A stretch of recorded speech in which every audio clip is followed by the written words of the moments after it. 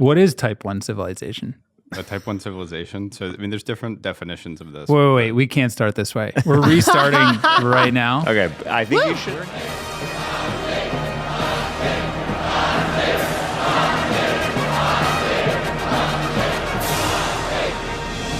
Welcome to another edition of Thunderdome!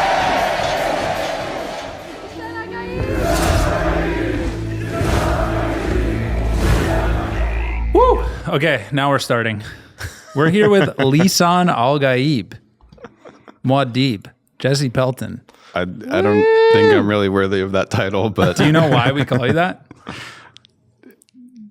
No. Actually, why do we? Do you guys? I don't know where that came from. Well, I think. I came in like minute 90 of like a podcast about the Holy Wars. That's right. Oh yeah, because we started a Holy I'm pretty War. sure Jesse stole the title from me. We was started. it? We were gonna let me be it, and then we realized that I'm not actually the right person. I'm See, like a false prophet. The problem here is that we recorded the Holy War ep in January, and you were supposed to come like the next week, and we were like, we have our savior. This Yeah. whole war is gonna spread like wildfire, and then our savior now it's did you not got arrive. sick. We've been rescheduling. Now it's April. it's like late April. It's like late April, and We're we just here. forgot. We're like, what is that? What is the Wait, Holy What was War? I so fired up about? Yeah, what were you so mad about? I don't know. I think we finally just called bullshit on. I'm just a solar maxi now. So Just it was full blown? it was the Mattia Glaze. It was the Yeah. paper. Yeah. It was the paper. your It was Duncan's white That's paper. right. Yeah. I actually legitimately just forgot that. Do you know what we're talking about? yeah, no, I remember that episode. Yeah, you remember that. So I think Casey Hanmer was my like solar maxi like entry. Like, he was like my gateway drug. But you gave me you got me hooked. I'm like fully solar maxi now. It's also, After I think at Dervos. yeah. We were in the bar after the solar After rave, party. The Yeah. after party. And you were just going off. I was like, dude, this is the truth. You're speaking truth. So here we are. Now everyone gets to hear it. I'm excited. I think that was the worst intro we've ever done. Yeah. I was like, so who are we with? We're with Jesse. He's the founder of Type 1. Yeah. What is Type 1? It's my personal company. I'm not like It's not there yet. It's like yeah. it's like a catch-all of. We were just talking about how it's basically a holdco at this point. Yeah, yeah, nice. yeah. This is his Berkshire Hathaway. in stealth mode. Yeah. Okay, we're gonna start with our normal questions. When did you first get dirt pilled? I mean, I have been a solar. Probably say maxi since I was a kid. Like I Before remember, even people knew what maxis were. Yeah, I was watching the solar cost curve come down below $1 a watt. I was like, reading Wait, about as a kid? Yeah. How I old was were you? like, you're really Yeah. dating. I was like, you're really dating yourself right now in a young way. So I think this was 2012 when it hit like $1 a watt on the cost curve. Okay. So And you were. I would have been like then. I don't know 16 at the time or something. But Yeah. I've been watching it for a while before that. But I got like really into. I mean, I was a math nerd as a kid, and like solar was the coolest thing to me. But I got like into PV tech and the like total energy potential from solar is just completely unparalleled. You knew this like then?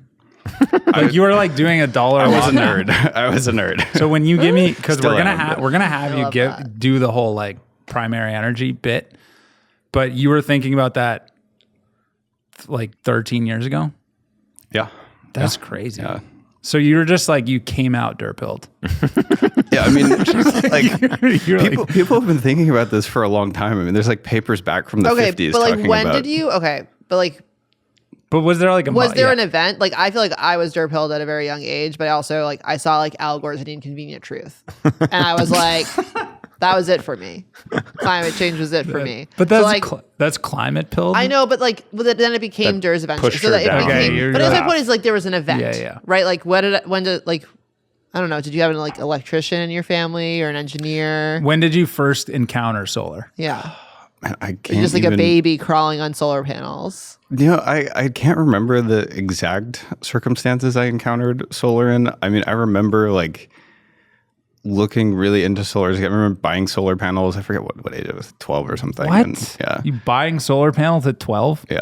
I I'm got loving them, like, this. You on might be eBay our listing. youngest. You might be What'd like our you do with youngest them? They were derp like these, dude, at the time they had these amorphous silicon thin film. It was like unisolar. I think they're like 128 watts, and they like roll out on a You were doing flexible solar then. Well, I mean, yeah, it's that was what was available, and I got a good deal And then on you them just on had eBay. like a little but- switchboard and you're like, whoa, on this is so eBay. You cool. bought solar off eBay. Yeah. I was imagining like a solar backpack or something. You know, This is pretty this crazy. is wild. Yeah, I'm loving I this. see you're already blowing my mind, but That just confirms prophet status. yeah, I think this is why, Yeah. again, this is why you're in the blood. It's in your blood. Is there a analogy from the worm's blood, or doesn't the baby like talk to the mom in the womb? The dust. That's kind of Jesse. Okay. Anyways, okay, so basically before you can remember. Yeah, I mean, there was a time that I can remember that I like didn't know about solar, but it was pretty early on. Like, Those were dark times. I guess. Okay, so what's your favorite dirt? Is it solar? I mean, it's. What type of solar? well, Oh no, wait, first sorry. ask wait, if wait, it's wait, solar. yeah, sorry. Maybe it's not Yeah, solar. Okay, yeah. So, I mean, I think it would have to be solar, but I do think that storage is absolutely critical in that story. That like solar alone is not nearly as useful as solar plus storage. And I think like we're already seeing this, but there's going to be no such thing as solar without storage in just a few years. So solar and storage? Yeah. The combo. I mean, that I count? love all I of guess it. that I love, No, like, I like it because I feel like storage only can like solve a lot of problems, but doesn't necessarily like take advantage of the solar side. You know, like people are like slinging batteries places, without like. Well, I mean, I think like we would put batteries everywhere, even if we never used any solar or any wind, and Yeah. we ran everything on coal. Yeah. Like Yeah. we would still put batteries everywhere, Totally. just in order to improve load factor and not have to build so much capacity in generation and transmission and Yeah. distribution. Like Yeah. batteries will be everywhere. But then the thing is, once you have batteries everywhere, like it's a no-brainer to just cover every roof in solar panels. Yeah. Yeah. Right. That's actually weirdly an underrated. It's like the Like, reverse It's of the how reverse. it's People usually think presented. of like solar, and then you like add a battery to get like more economics out of the solar. But you and I have been talking about this, like thinking about it in reverse from like the TDU perspective. You actually batteries should be everywhere, and you just like get as much. If you're charging them with solar behind the meter, it makes the battery way more economically valuable. Yeah. Yeah, I mean, like people often associate batteries with wind and solar, and that's like a valuable use case. Yeah. But really, a battery is for anywhere where you have a regular, frequent fluctuation in power flow. So that could be load, Yeah. it could be where generation. Peak and average are meaningfully different. Yeah. But and meaningfully different on a daily basis, like a high frequency basis. Yeah. Not So- once a year or Yeah, something. not like a seasonal. But then the most valuable place to have a battery is where you have a variable load and solar. Yeah. So like you know, Right. Yeah, So, the like inherent value of storage Yeah. is on both sides then. Yeah. Like you're going to put batteries on, every home, every business, like everything that's not, I mean, even in a lot of cases where you have something that's very high load factor, you're still going to have battery storage, but batteries are going to go everywhere. And then once you have batteries everywhere, then the solar is so valuable, and it's also cheaper to hook up because you already have your bidirectional inverter from your battery. Yeah. So you're just doing a DC coupled array on your existing battery storage system. All right, wait, before we get too into this I stuff, was like, I know, it's I going was to take the next like hour to unpack what you just said. So we're going to come back to that. want to come back.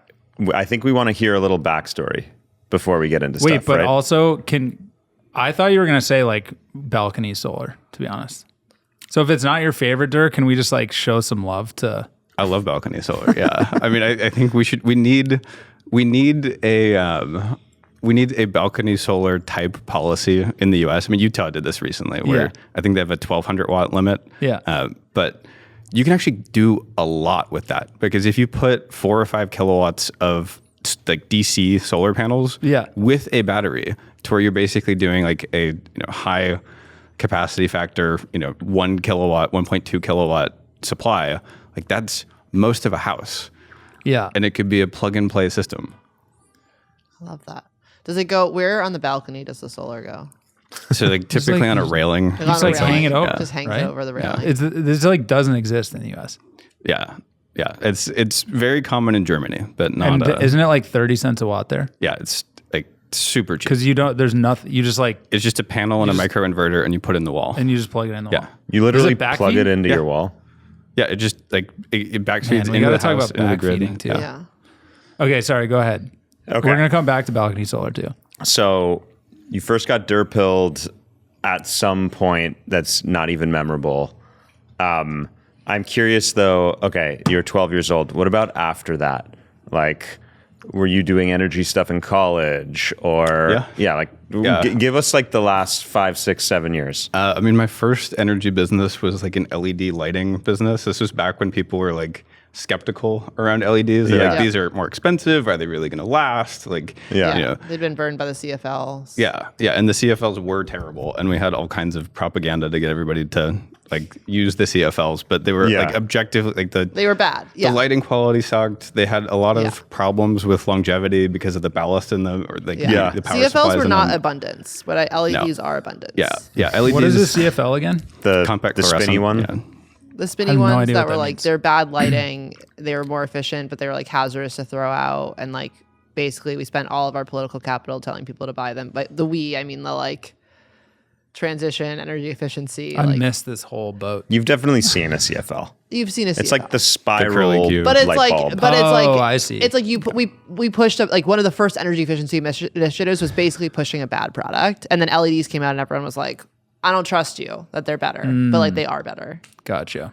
Yeah, so I basically Anyway. just bought a bunch of LEDs and then like leased them to people where I was like, I will lease it for a fraction of what you're going to save in electricity relative to what you're spending on the CFLs right now. And it's like a no risk option. So you just did like energy services agreements basically on LEDs. Well, yeah, it was like To homeowners? basically like a lease. I mean, like mostly commercial, but To I mean, it was- commercial, yeah. I was in college at the time. This wasn't like a huge business, but that was my first business. What was your cost of capital? I would just put my own money. This wasn't huge. I did like a few of MasterCard. these installations. Yeah. That's awesome. I love that. That's crazy. Okay, so 16 years old, buying solar panels on eBay. In college, buying LEDs and leasing them to business owners. What happened after that? It was interesting. I think I actually might have, I'm trying to remember this, but I think I actually might have gotten into solar. I think it was around the same time as the LEDs because I got like really into I just like saw the math on the LEDs and it was just a no brainer. It was so much more efficient than you can, like the return on capital was so ridiculously high that I was like, everybody's going to have these. And at the time people were really skeptical, but like now it's like, oh, of course you have LED lighting. Like, and I think solar is going to be the same thing where there was this high initial cost and a lot of people skeptical. And then eventually it's just going to be ubiquitous and people aren't even going to think Just about it. no brainer. Yeah. Duh. Yeah. But LEDs feel less radical than solar everywhere. Yeah. I mean, Like if I just heard like solar going the way of LEDs and got kind of depressed. yeah, I mean, I think the, like LEDs are like, they were a huge improvement in lighting efficiency. Yeah. But lighting isn't that big of a portion of our, I mean, it used to be a bigger portion, Once but it's was still the whole thing, but yeah. yeah, it's no longer such a big portion. But Right. like the really exciting thing about solar is just the amount of solar that's available and the fact that it's already distributed everywhere. It's like UBI for energy. That's pretty good. That sounds all right. Yeah. Okay, so can we go there? Or are we still going backstory? I mean, What's I next? would still like to know what happened. Yeah. Take us from LEDs. Okay, so you're in college hawking Yeah. LEDs. Yeah, I feel like there's What's gonna be like next? 5 more businesses before we get where we are. Yeah, I mean, I've done a number of things, but I guess after that, the next like major thing I did, so I built a company to do Bitcoin mining in West Texas, and this was back in the era when like Bitcoin mining was done primarily with coal, primarily in China, and I was, what year was this? so started 2017, did that for Yeah, a nice. few years, yeah, and this was like at the time people were just looking at like the EIA website and being like, oh, power in Texas is 5 cents a kilowatt hour, but there's so much nuance to that because it's like the most free market there is on earth for electricity. So there's all these things you can do to lower your cost. There's like responding to real-time prices and responding to transmission price cycles. For CP, yeah. Yep, yeah. So like you can get power in West Texas for way cheaper if you're willing to have a little bit of reduction in your uptime. Yeah. And there was this kind of like thought at the time of, oh, no, you want to run these machines 24/7. And it's like, no, you don't. Like there's not the case in almost any industry. You want to run in every hour where your marginal revenue exceeds your marginal cost. And if you are running at times where your marginal cost exceeds marginal revenue, you're losing money. Yeah. Well, there is a crossover point on like lowering OpEx costs to like paying down CapEx. Yeah. But I think I remember at the time, because I was very into the Bitcoin like mining stuff. I didn't ever mine, but like that whole, energy Twitter was everyone was like doing that math Everyone at some was in point it, on yeah. time. Yeah, It was like 88 with like 80 or 85% uptime. You were like radically at the time better off economically. At the time, it was about Yeah. a 95% uptime. You had half of the cost of operations Yeah, it's versus 100%. Yeah.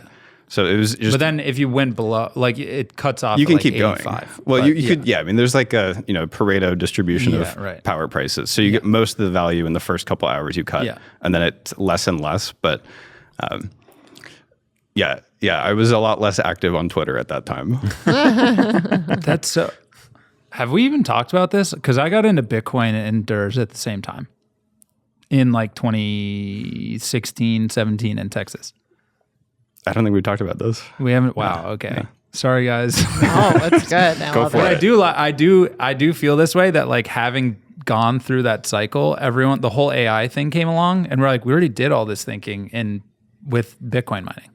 Yeah. It was like all like we were just like, you pick up any insight or talking point from them, and you're just like, oh, this works for AI. Yeah, no, I mean, it was like, so like Bitcoin mining is a specific case of like parallel computing. Yeah. And in general, like the thing with parallel computing is that you're not serially limited.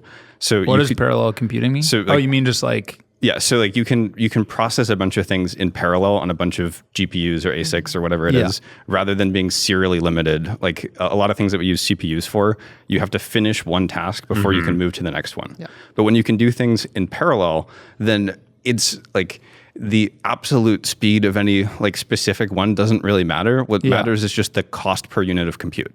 So you can do all sorts of things that you can't do in these like mission critical serially limited processes where if you're training an AI model over 4 months and you have an hour of downtime, but your power cost is half, like there's a lot of things you can do to dramatically lower your cost that because your cost of compute is then lower, you can actually deploy more units of compute and you could actually finish the task sooner and cheaper.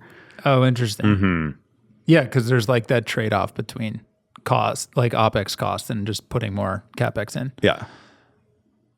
So AI training is parallel? Yeah. So most of What is parallel versus non? So, Like, so in the parallel larger processes you categories. can split into a bunch of different tasks. Yeah. And you don't need to finish one task before you move on to the next thing. Versus a serial process where you have to like No, I get that, but I mean like I mean, like Normal- a normal person, like, like- what is an so example? like a of something? GPU in your like graphics processing unit in like a gaming computer is going to run all of these like your shaders and your textures and all of these things that can be done in parallel versus like the game engine typically runs on a CPU. So there's more of these like serially limited tasks. Yeah. And when it comes to more like large scale use cases, it's things like if you want to do weather modeling or 3D rendering or fluid dynamic simulations, or like all those like computationally intensive. like all the really big stuff that you're going to use a data center for, you have some amount of parallelization. And so you have a ton of GPUs and you have a lot more flexibility. And like, this is the other thing on the Bitcoin mining is that like, I don't know, Bitcoin miners kind of took credit for like, I don't know, we're like pioneering this. This is like, so new, but like people on the traditional computing side, like HPC, had been doing responsive, like operating their computers in response to real-time prices basically since there were data centers and since ERCOT was a deregulated market. Like this, it's been going on for a very long time. Oh, that's interesting.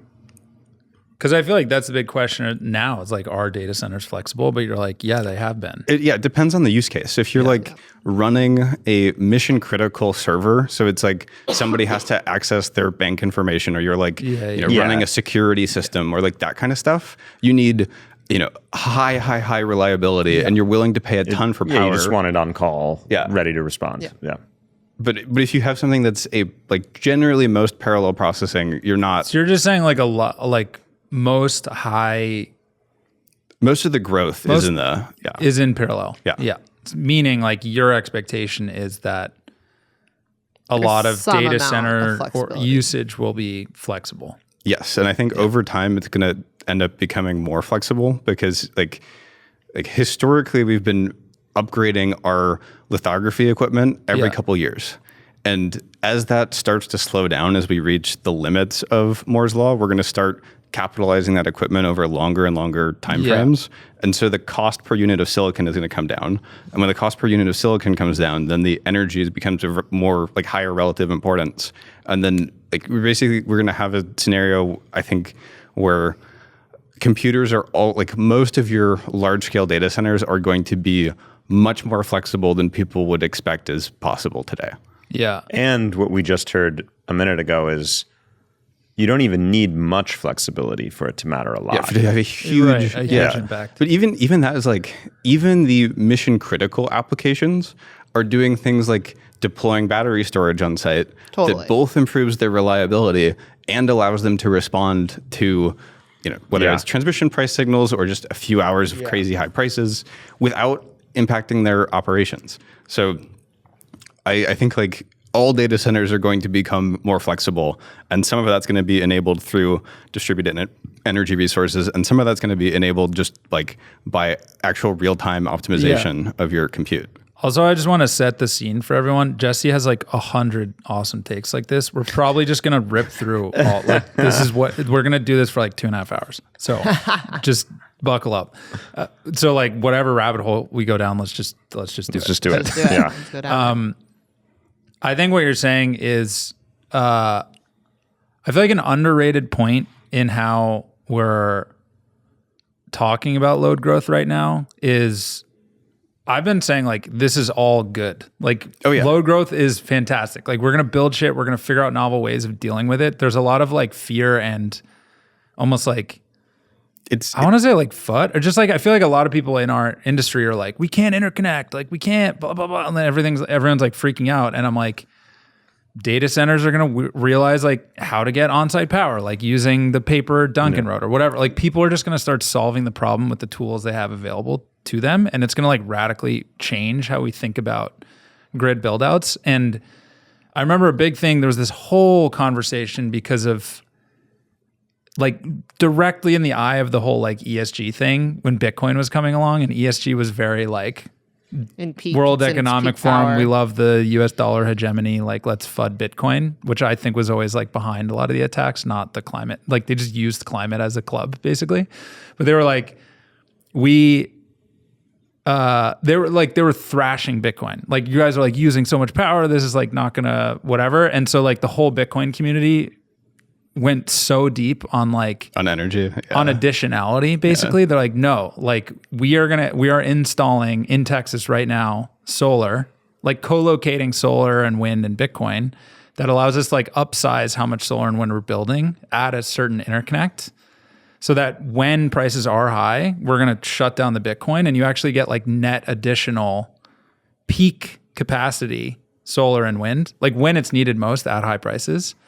And I feel like that same argument just extends to like all this like gigantic computing load we're bringing on, if what you're saying is true. Yeah. That like for 5 to 10% downtime, their costs are cut in half, and we're basically going to like massively overbuild like tail capacity on the grid.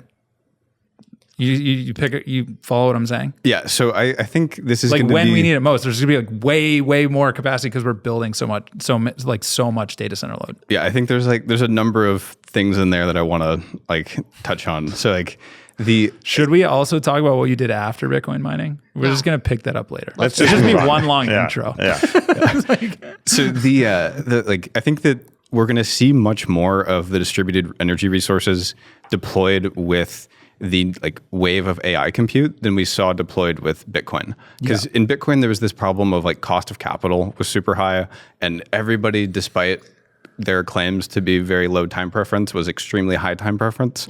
So people were looking at projects on a 1 year, 2 year, 3 year basis. Right. And data centers And there are new LLCs and stuff, and people are like, "How am I going to bank this random company that they bought $100 million worth of GPUs, but I don't think they're going to be around in 2 years." Yeah, and when Google wants 100 Duncan's not megawatts, signing it's a that off different take with those guys. Yeah, yeah, and then I think the other aspect is that we're in a scenario now where most of the data center growth for a while. By the way, I think that's true of a lot of these AI companies too. But maybe the narrative is they're more creditworthy. Well, I mean, I do think that you see Google, Amazon, Facebook, they're all buying gigawatts of renewables every year.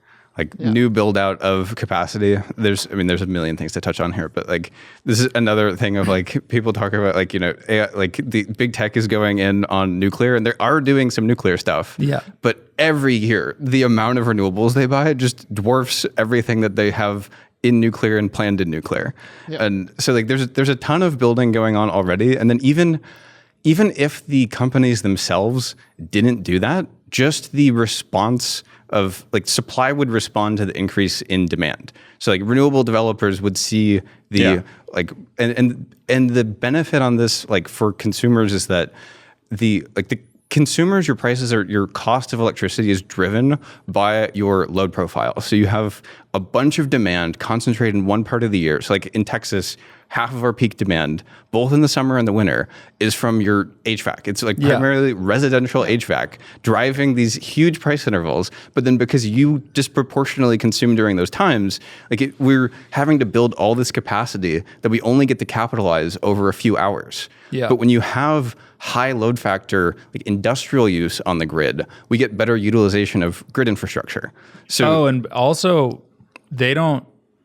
It could be inverse. It could be the inverse of HVAC load, meaning the 10 hours, the 10% they're willing to be down is those 10% peaking hours. This is one of the things that I haven't actually spent enough time digging in on, but I was usually additional load in the grid net positive for customers from a pricing. Yeah. So but the whole all the narrative that's out there is this is going to hurt customers. Yeah. So the important part here is that prices vary on a real time basis. So if you have a load that is highly correlated with the existing load profile of residential customers, it's just going to compete against them in those hours. But if it's not correlated or it's inversely correlated, then you're going to end up just improving load factor and being able to use already and lowering prices. So what Colleen said is but if you're adding load in the same exact In the load same all the time, times, then you still need to that build the does additional capacity. constrain supply. And I think that was a big argument in early EV days, for example, because people weren't sure when that load was actually going to show up. Yeah. So it could either increase load factor or worsen it. It depends on when they plug in. It does depend. Although I think people have been thinking about this for a very long time. There's this article from I think it was New York City back in the 1910s or something, where they were talking about because at the time people were building some electric cars, and they were talking about if we replaced half of the horses in New York City with electric cars, how it would improve load factor and lower prices and Sammy Insel is just ahead of the game. I mean, he was in New York, but you know what I'm saying. Yeah, I mean, these are things that people have been thinking about for a very long time, and I don't know, people kind of act surprised or we don't know what to do, but the fundamental physics and economics around this is not really different than it was. We have new technologies to play with, but it's the same problems we have always been facing on the grid. Yeah, and it's techno-economics are all the same. Yeah. Okay, so I do, just because there's probably more there. You said a couple points you wanted to unpack. I mean, we could. Okay, I'm sure we can circle back before we continue to go down rabbit holes. I do want to try and get out of you your more a central view that a lot of these things radiate off of.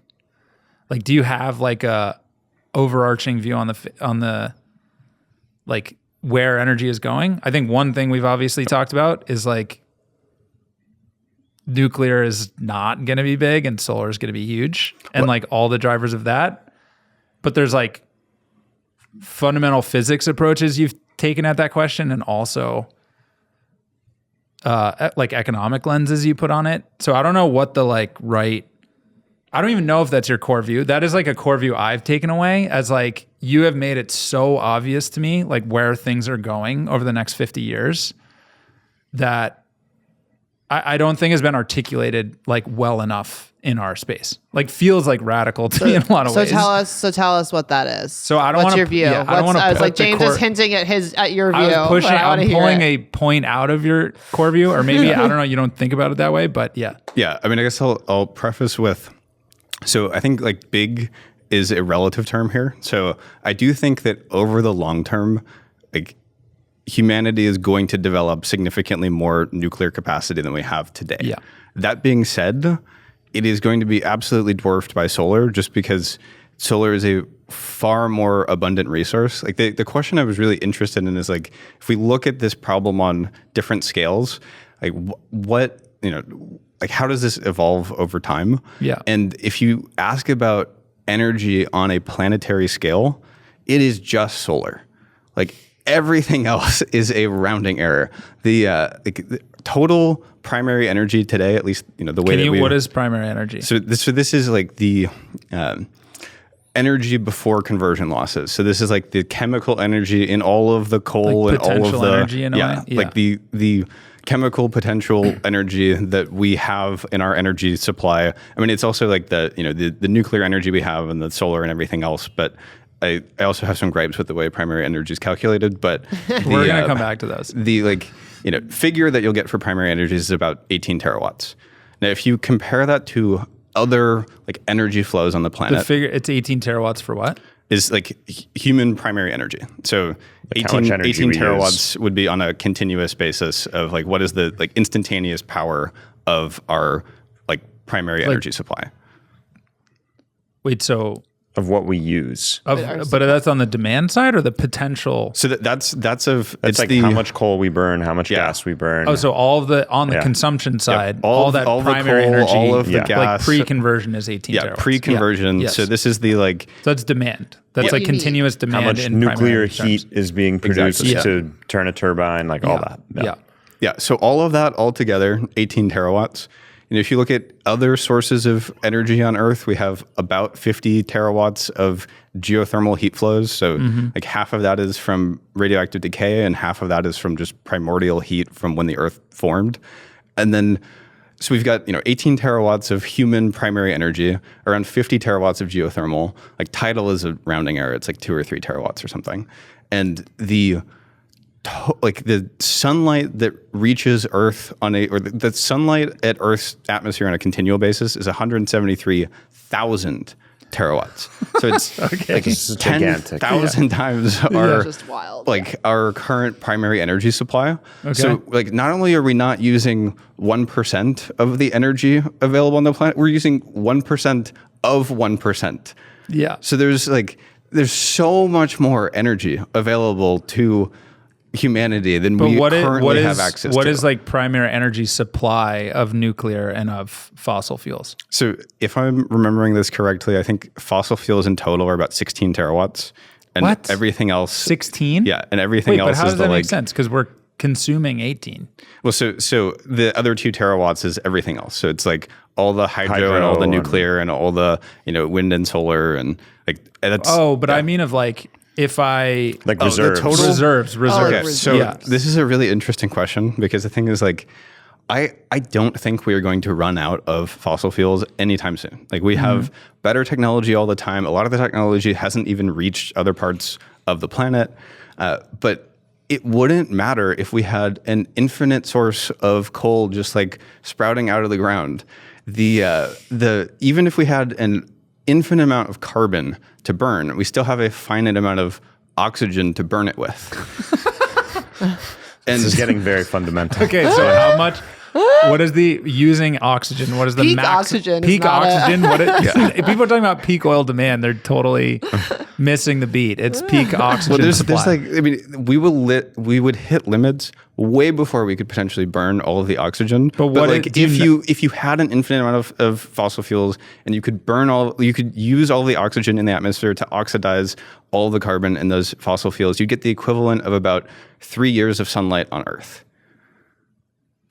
And so it's not, we don't have like a continuous refresh of oxygen. You're just saying like, if we did that, oxygen is refreshed by photosynthesis, but we are currently exceeding, right. But we are currently exceeding the rate of photosynthesis, which is why CO2 levels are going up. Right. So like in order to, like the rate that we can do on a continual basis is just photosynthesis, which is just biofuels. But so if I wanted to think about, if my like limiter is oxygen supply, what's like the maximum primary energy I could ignite on a continuous basis?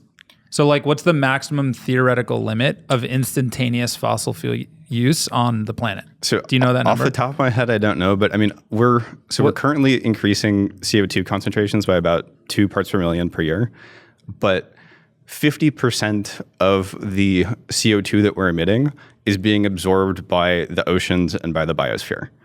And these rates are going to vary over time because these carbon stores don't have like an infinite amount of capacity. So like the ocean gets more acidic, it absorbs less. Like biomass But Alex in the Epstein long term says like everything's going to get more green. Yeah. So isn't there just going to be like more plants because there's more CO2? Well, there's like, see, I would honestly, I respect the position that like I respect more the position that more CO2 is good than CO2 just doesn't matter. I don't think it's correct, but I think like it's at least an argument like addressing, that you can. It's an interesting argument you can make that is like it's an argument that you accepting could the fact that carbon that like fossil fuels change carbon. Well, it's like I think the physics is just completely undeniable that like there is like you put CO2 in the atmosphere, it absorbs infrared light, and that is like going to cause a heating on the planet. Like if we had no greenhouse gases on the planet at all, we would be like, instead of an average temperature of around 15 Celsius, we'd be like negative 18 Celsius average. So we'd be completely frozen over. Like it would like, I mean, I'm of the belief that we save our fossil fuels for when we're about to go into an ice age, and then we just like heat them back up. Colleen, literally without fail, your climate views always comes back to not wanting to be cold. To the thermostat. I just had to point that out. Every time. Yeah, it's Earth's service. Fossil fuels. I mean, you're spot on. It's not wrong. I mean, I do think that eventually, like in the long term, there is no avoiding geoengineering. Like we can, in the near term, we could just, emit less CO2 and kind of leave things how they are. But over like the long term of the Earth, there are massive changes over geologic time that if we want to continue to survive, we're going to need to have some control over, the heat flows and like the chemical composition of the atmosphere. Like, life has been around for a long time on Earth. I think like Earth is, around 5 billion years old, but in around 500 million years, it's going to get too hot from just the heating of the sun. Like the sun is continuing to expand. And as the sun continues to expand, Earth is going to get hotter and hotter. Yeah. So if we want like civilizations that last for hundreds of millions or billions of years, we're going to have to do something about that. Like geoengineering is baked in. Yeah. Okay. So if I try and synthesize that, we are already past the rate of like equilibrium on fossil fuels using oxygen supply. So like obviously we could go further, but we're like already redlining. Well, yeah, we're like a way of interpreting that. Well, and it's a complicated question because the capacity is not fixed. So like as CO2 levels change, then like it changes the amount of like potential carbon that can be stored like at that level. And there's like, but the real problem with this is like we are currently exceeding the rate that CO2 is being sequestered and oxygen is being replenished. But even if you look at like the rates today, and it's about 2 ppm per year change, but because of that torque on it, of you have, currently half of that is being absorbed by the biosphere and the oceans. Yeah. So if we 10x'd our CO2 emissions, it's not going to 10x the rate of change. It's going to 20x the rate of change. Yes. Yeah. So this is like the real limit is like, if you want energy abundance, it just simply isn't possible from fossil fuels. Yeah, So- you just can't do it. Yeah. I want to keep this as brief as possible, interjection, because I think it's like kind of important context, like type 1 civilizations and stuff. I think a lot of what drives your thinking is like the theoretical energy limits that humanity can reach. And I know there's like some scales that exist of like what types of things humans can do based on energy consumption. Is that, Well, yeah, so there's isn't that like what's behind type 1 and Well, yeah, type so 2 there's the Kardashev scale, which is the so like type 1 on the Kardashev scale would be a civilization capable of like directing energy flows on planetary scale. Yeah. Type 2 would be on the scale of a star, and type 3 would be lots of stars, like a galaxy.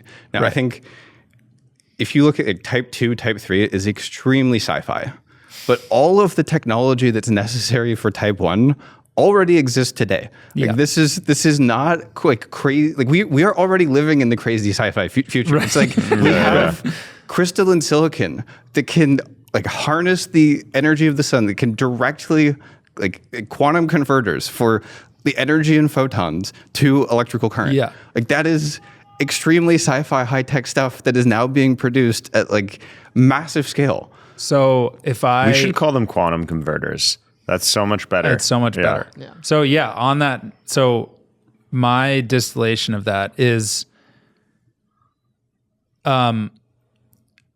only basically we could through solar, like through existing solar technology, 10,000x the amount of energy we consume currently.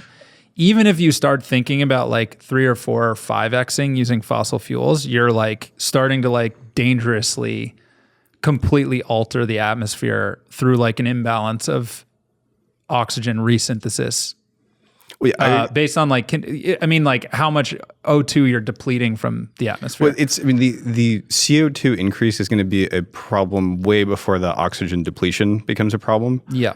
But even still, it's like, if you want to 10x using fossil fuels as a technology, you have a problem. Well, yeah, the problem here is basically like, okay, so we would need to 4x primary energy in order for the whole world to have the same level of energy abundance as the average American.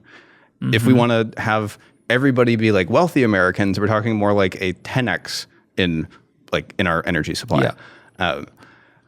If you do that with fossil fuels, there's a very short duration that you can run that without running some serious risks. So like I don't claim to understand all of the like dynamics of the Earth system to where I can make that. like. But I'm just talking like like swaggy orders of magnitude, right? Yeah, I mean- so 10x is already like you're topping out on fossil fuels potential at 10x from where we are today.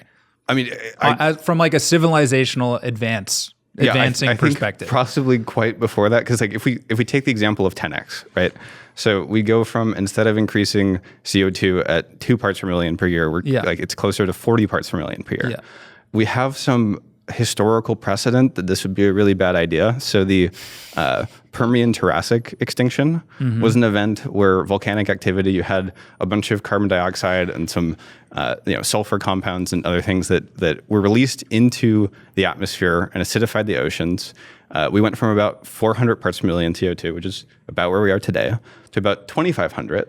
So we're talking about if we were increasing our CO2 at that rate, like because of the leverage, we're talking about this happening in like the human lifetime timescales, like an increase of CO2 equivalent to the mass extinction event that we called the Great Dying, because it was like you don't need to even fuck with climate science. Like you can just do that math and be like, you're just That's bad. if you just get everyone bad. where America currently is within one person's lifetime, we're at like mass extinction levels. Well, I mean, I'm not claiming to say that Again, I know there's Well, I like, don't think, yes, that's, it's not I don't like think that's quite actually how that math worked, right? no, because you said what 50 parts per million. Well, so yeah, we're currently at 2. You'd go about basically a 20x. So you're like, roughly 40 parts per million increase, and there are like changes in the absorption rate and stuff. So this is not like It's not, very. yeah. This is Yes, like- this is napkin math. This is napkin math, right? We're So taking this as napkin math. But like if at But 40 in parts 50 per million, years, you're yeah, at 2,000 400 plus increase. 2,000. Yeah. So you're at 2,500, which is what it was when the oceans acidified and there was this massive extinction event. To do a 10xing of energy or a 4xing? So 10x. if we 10x the to do the amount 10x. of To do the wealthy American version. If everyone on Yeah. Earth consumed Yeah. a wealthy American today, But you're cooked. Even the 4x, So- right? Like the 4x is more like a 7x or something in terms of the. Yeah, none of it's good. If we go from like- 400 to like 1,000, that's not good. Yeah, we if don't we're- want So to like be at Alex 1,000. Epstein's whole argument, for example, is like Slow dying. like energy is good. We need more energy. It's going to give us like more plants. And you're just like, dude, your argument Plants didn't help the completely dinosaurs. fails immediately. yeah, I like mean, he's a mouth breather who is not in on the existing technology we have already being like way more sci-fi than fossil fuels on like a order of magnitude, like how much we can use energy. Yeah, I mean, I think that That's what I'm extracting out of your argument. Alex Epstein's a mouth breather. I think that ultimately the question on CO2 is going to be a moot point because it's going to just come down entirely to economics. Costs. I think Yeah. that there are a few use cases where like fossil fuels are legitimately the cheapest way to do it. So like if you want to like aviation, right? But aviation is 2% of our global emissions. It's like even if we never touched there's like a huge difference between we're going to use fossil fuels to like run aviation certain and some things. shipping, Yeah. and Yeah. we're going to 4x or 10x the amount of fossil fuel use on the 100%. planet. Yeah. And then there's also the fact that like it's not that fossil fuels are bad, right? It's just that when you burn fossil fuels, you have these externalities you have to deal with. But like we have tons of fossil fuels in the ground. They're useful for all kinds of things. We're going to continue to extract them and use them as chemical inputs for things Plastics. for a very long time. Whether it's plastics or it's fertilizer, like you're making like Yeah. like you use natural gas Yeah. with steam I'm just saying methane there's a reforming. lot of there's like a lot of things that like I don't want to go back to like glass vials for vaccine syringes or like I don't know, every time I go to the doctor's office I'm like, man, we really need plastic. Well, plastics are really useful, and you could Really useful. theoretically make them You could do, like, from like, you can synthesize them otherwise. Well, this is what I but, was like, going to ask you next. If we have tons of solar that's super cheap, where does like Or to crazy using things come power in. demand, to like make plastic or weird biofuels for like other cases actually become economic? Or like you can just keep doing like using fossil fuels for plastic and then just have some like actually do carbon sequestration or like do your geoengineering of like rebalancing Yeah, CO2 production or whatever. I'm not very bullish on like making mass amounts of chemical fuels from solar energy or nuclear energy or any kind of like. Yeah.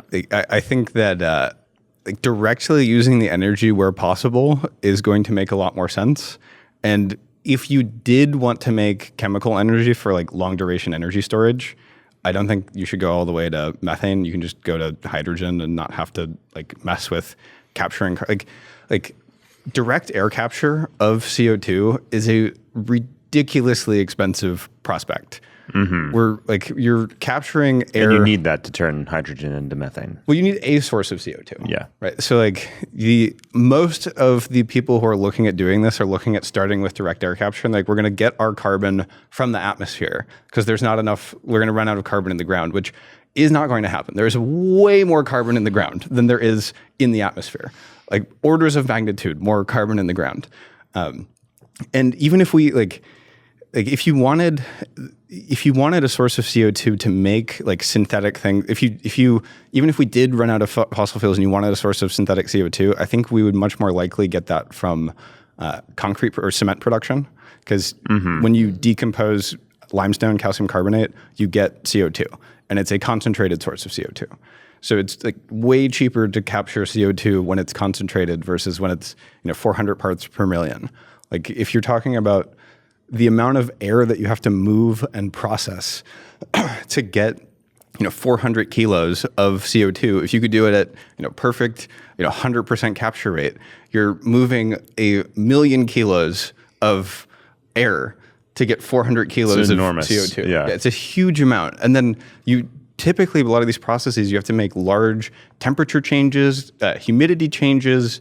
There's like a lot of energy that goes into changing that. I think like people are typically looking at on the order of like 2 to 5 megawatt hours of energy per ton, which like you're like by comparison, right? Like coal emits about 1 ton of CO2 per megawatt hour. So you would need on the order of like 3 to 5 megawatt hours of clean energy to just the energy to offset 1 megawatt hour of coal. Like it makes way more sense to just use the energy where you have it, especially because it's already distributed everywhere, than to like I mean, half of global shipping is for fossil fuels. Fossil fuels are like they're high energy density relative to a battery, but they're not rechargeable. So if you have like coal, I think is about 8 kilowatt hours per kilogram. I think gasoline's around 13, and lithium-ion battery may only be like 200 or 300 watt hours per kilogram. So there's this like huge differential between them, but you can recharge a lithium-ion battery, like an LFP battery, 10,000 times. Yeah, whereas there's this enormous machine behind fossil fuels that are sort of continuously replenishing it. Yeah, well, you need to ship these things and transport them on a continual basis. 50% of global shipping is for fossil fuels. Yeah, it's roughly Meaning half. I think it might be 40, but yeah. If we stopped using fossil fuels tomorrow, half of global shipping would Goes cease away. to exist. Yeah. I mean, I think we would end up like using... Has anyone done the We math? probably on the, use like, those ships for other things, but all the way, like how much energy goes into... people have worked on this before. Yeah. I mean, I think it's a pretty Like what the, small like, portion of the parasitic load total is, energy, but it is a continual cost, and it's just one of these things of like when you talk about energy density, like there are so many ways to cut that. Like, what units are you looking at? What is your boundary? I see. So right? you talk like everyone. Basically, you're saying that there's the whole like density maxis. Basically, like solar and storage will never win on density. And you're like, I put a panel on my roof and I have a lithium-ion battery and I just replenish for 25 years. You have to do like global trade for 25 years, like moving things around. Yeah, I mean, I think we just have to use consistent units. So it's like, okay, if we look at the specific energy density, so energy per unit mass of fossil fuels, that's higher than a lithium-ion battery. Yeah. But it's a lot lower than a photon. If a photon like comes automatically from the sun, we get to use hydrogen in the sun. We don't even have to bring the hydrogen. We get to use fusion from the sun, which is wirelessly delivered all over the entire planet. Small modular reactor every day is a solar panel. Yeah, it's your small modular receiver. Right? Receiver, that's right. Like because the fuel, you don't have to move the fuel. The actual amount of mass that you have to interact with is actually quite small. Like the Breakthrough Institute did a study looking at this recently, and like solar plus storage is comparable in terms of the like materials you need to build a terawatt hour per year of generation or whatever. I forget what units they chose on this, but it's like you're within a factor of 2 whether you choose solar or nuclear. So why does that matter? Well, ultimately, it's an input into cost. I see. So so the density point is how do you square like shipping with the density conversation? Well, I mean, like, you're just talking about it in terms of cost. Or? One way to look at this is like if you ship solar panels and batteries versus shipping shipping fuel and diesel generators, the amount of shipping that you need, like you're talking about. I can't recall the numbers off the top of my head, so I don't want to misstate this, but I think like you're talking about the order of a 600 times difference in the amount of mass you have to ship for the amount of delivered useful energy, because you're not shipping the fuel. The sun is shipping the fuel. Yeah. Wait, say the The sun is shipping the fuel. No. Right before that. Yeah. It's the amount of useful energy that you can deliver with like 1 ton of solar and batteries is hundreds of times as much as you can with 1 ton of chemical fuels. Right. So it's just about moving it around. Yeah, I mean, it's about moving it around. It's about, extracting it from the ground. It's about like all of the inputs and cost, all of the things that you need.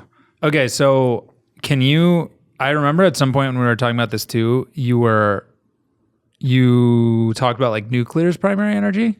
I think you were literally talking about like uranium stores on the planet. Yeah. So fossil fuels, you can 10x. You're a total joke because solar can do 10,000x from where we are. Well, I mean, I don't think we can 10x fossil fuels, but I know. I'm just saying, like on orders of magnitude, like you can't even. We are where we are. There's no going past where we are. Yeah. Solar, you can see a theoretical limit 10,000 times beyond where we are. Where does nuclear sit on that scale? Yeah. So I'm working from memory on this, but when I was looking at this previously, if you look at the total amount of like fissile material in the crust. I think in uranium, it's about 1 million years of sunlight, and thorium is like another 4 million, so roughly like 5 million years. And I think it's comparable on deuterium and in terms of fusion. It's deuterium is a form of hydrogen, and if you took all the deuterium from all of the oceans, it's comparable to the amount of fissile material. You compare that to Earth has at least 1 billion years left in it if we manage it well, if not, 2. So the nuclear is significant. It's something that can grow significantly from where it is today, but it's still in the long run. Like if you look at the amount of energy, like energy flows on our planet over the long run, it is a tiny rounding error. Everything is solar. So you're saying solar can go for 1 billion years because it's as long as the planet is around. You just listed like if you're using all fissile material on Earth, you get like 10 million years at what sort of primary energy scale? Fissile and so that would be like equivalent in terms of years of sunlight that you're seeing on the Earth. So like the sustainable so you can amount, like run at the sun for 10 million years. So in order you're 100x off. Yeah, so you could sustainably use about 1% of the 1% of the energy of the sun for at least over 1 billion years. Like Earth can probably last longer than that, but but so like from a near term resource perspective, using like a lot of stuff. Like is like a lot of nuclear waste. This would be like digging up the entire crust of the Earth and all like getting all of the deuterium out of all of the water in the oceans, and like I don't think that that's quite realistic. Like for comparison, not be the right technical economic potential, but the theoretical. Yeah, I mean, for comparison, what you would need to have like the equivalent in PV, right, is you're talking about enough panels to cover like 1% over conversion, so something like 5% of like 4 or 5% of Earth's surface area. But the Earth is made out of solar panel materials, so we're like if you look at the most abundant, the most abundant mineral on Earth is silicon dioxide. It makes up more than half of Earth's crust. So the solar panels are made primarily out of silicon, oxygen, and aluminum, which are the 3 most common elements in Earth's crust. Have you thought about like how much of the existing raw input materials it would take to capture some percentage of the amount of solar that hits the Earth? So it's about a centimeter of dirt to capture like for whatever area. So if you want like a square kilometer of solar, you need about 1 square kilometer at 1 centimeter of material. So it's a very tiny amount of the Earth's crust that you need in order. Like we could stack solar panels kilometers high with the resources that are available on Earth over the entire planet. We obviously wouldn't do that, but we're not going to run out of materials to make solar panels out of. And so I love that you're thinking about this on the life scale of the planet. Type 1, baby. Like to the limit. Yeah. I love it so much. So the argument that Like the rare person I see who tries to sort of take on Elon's solar maxi case will basically speak to like to the materials challenge, right? And say, look, like the amount of materials producing a megawatt hour of power via nuclear are much lower than solar and storage. I think what I'm hearing is no. Yeah, that's not really true. So nuclear is a lot less in terms of material that you need than fossil fuels. It's comparable to solar and storage at today's technology for both. So if you look at like the Breakthrough Institute had a study on this, and I think it's like a factor of 2 in their figures, although the solar... You mean of like what it takes to build a nuclear plant versus solar? Yeah, if you're talking about like generation on an annual basis, so not like nameplate capacity. A nameplate capacity, solar is way less than nuclear in terms of materials, but on a like total materials use, it's about a factor of 2 difference. But like the materials for solar is most of the weight for solar is, well, I mean, in the study, most of the weight was actually the steel mounting structure. But the like actual solar panel itself, most of the weight is glass, which glass is primarily silicon dioxide with some sodium in there, which are some of the most abundant elements on the planet. We were never going to run out of glass, right? And even the silicon in there is just refined silicon dioxide. So the primary constituents of the solar panel are extremely abundant things that also don't have to be done at the same level of precision. Yeah. So you can mass manufacture solar panels, and if you have a 0.5% defect rate, who cares? It's just like you replace some panels in the field, and it's not a big deal. You have to do nuclear to a much higher level of precision than you.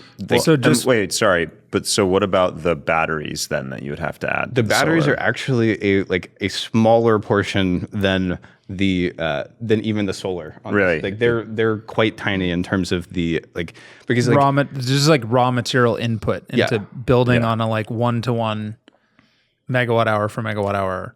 Well, it's also like generation of nuclear and solar. Yeah. To kind of like to do this in broader strokes, right? Like you can get a 700 watt solar panel that's about the size of a 4x8 sheet of plywood or OSB and the same mass. And you're depending on how much, like the average American uses about, I think like 1.3 kilowatts of power on an average basis. Yeah. So if you wanted to do that with solar, you need, depending 2 on of those, 6 or 7 kilowatts of solar. So you're talking about like 10 of these panels for base load. Right? Yeah. For average. So 10 of these panels, like 10 sheets of plywood is the amount of mass that we're talking about. 10 sheets of plywood per person.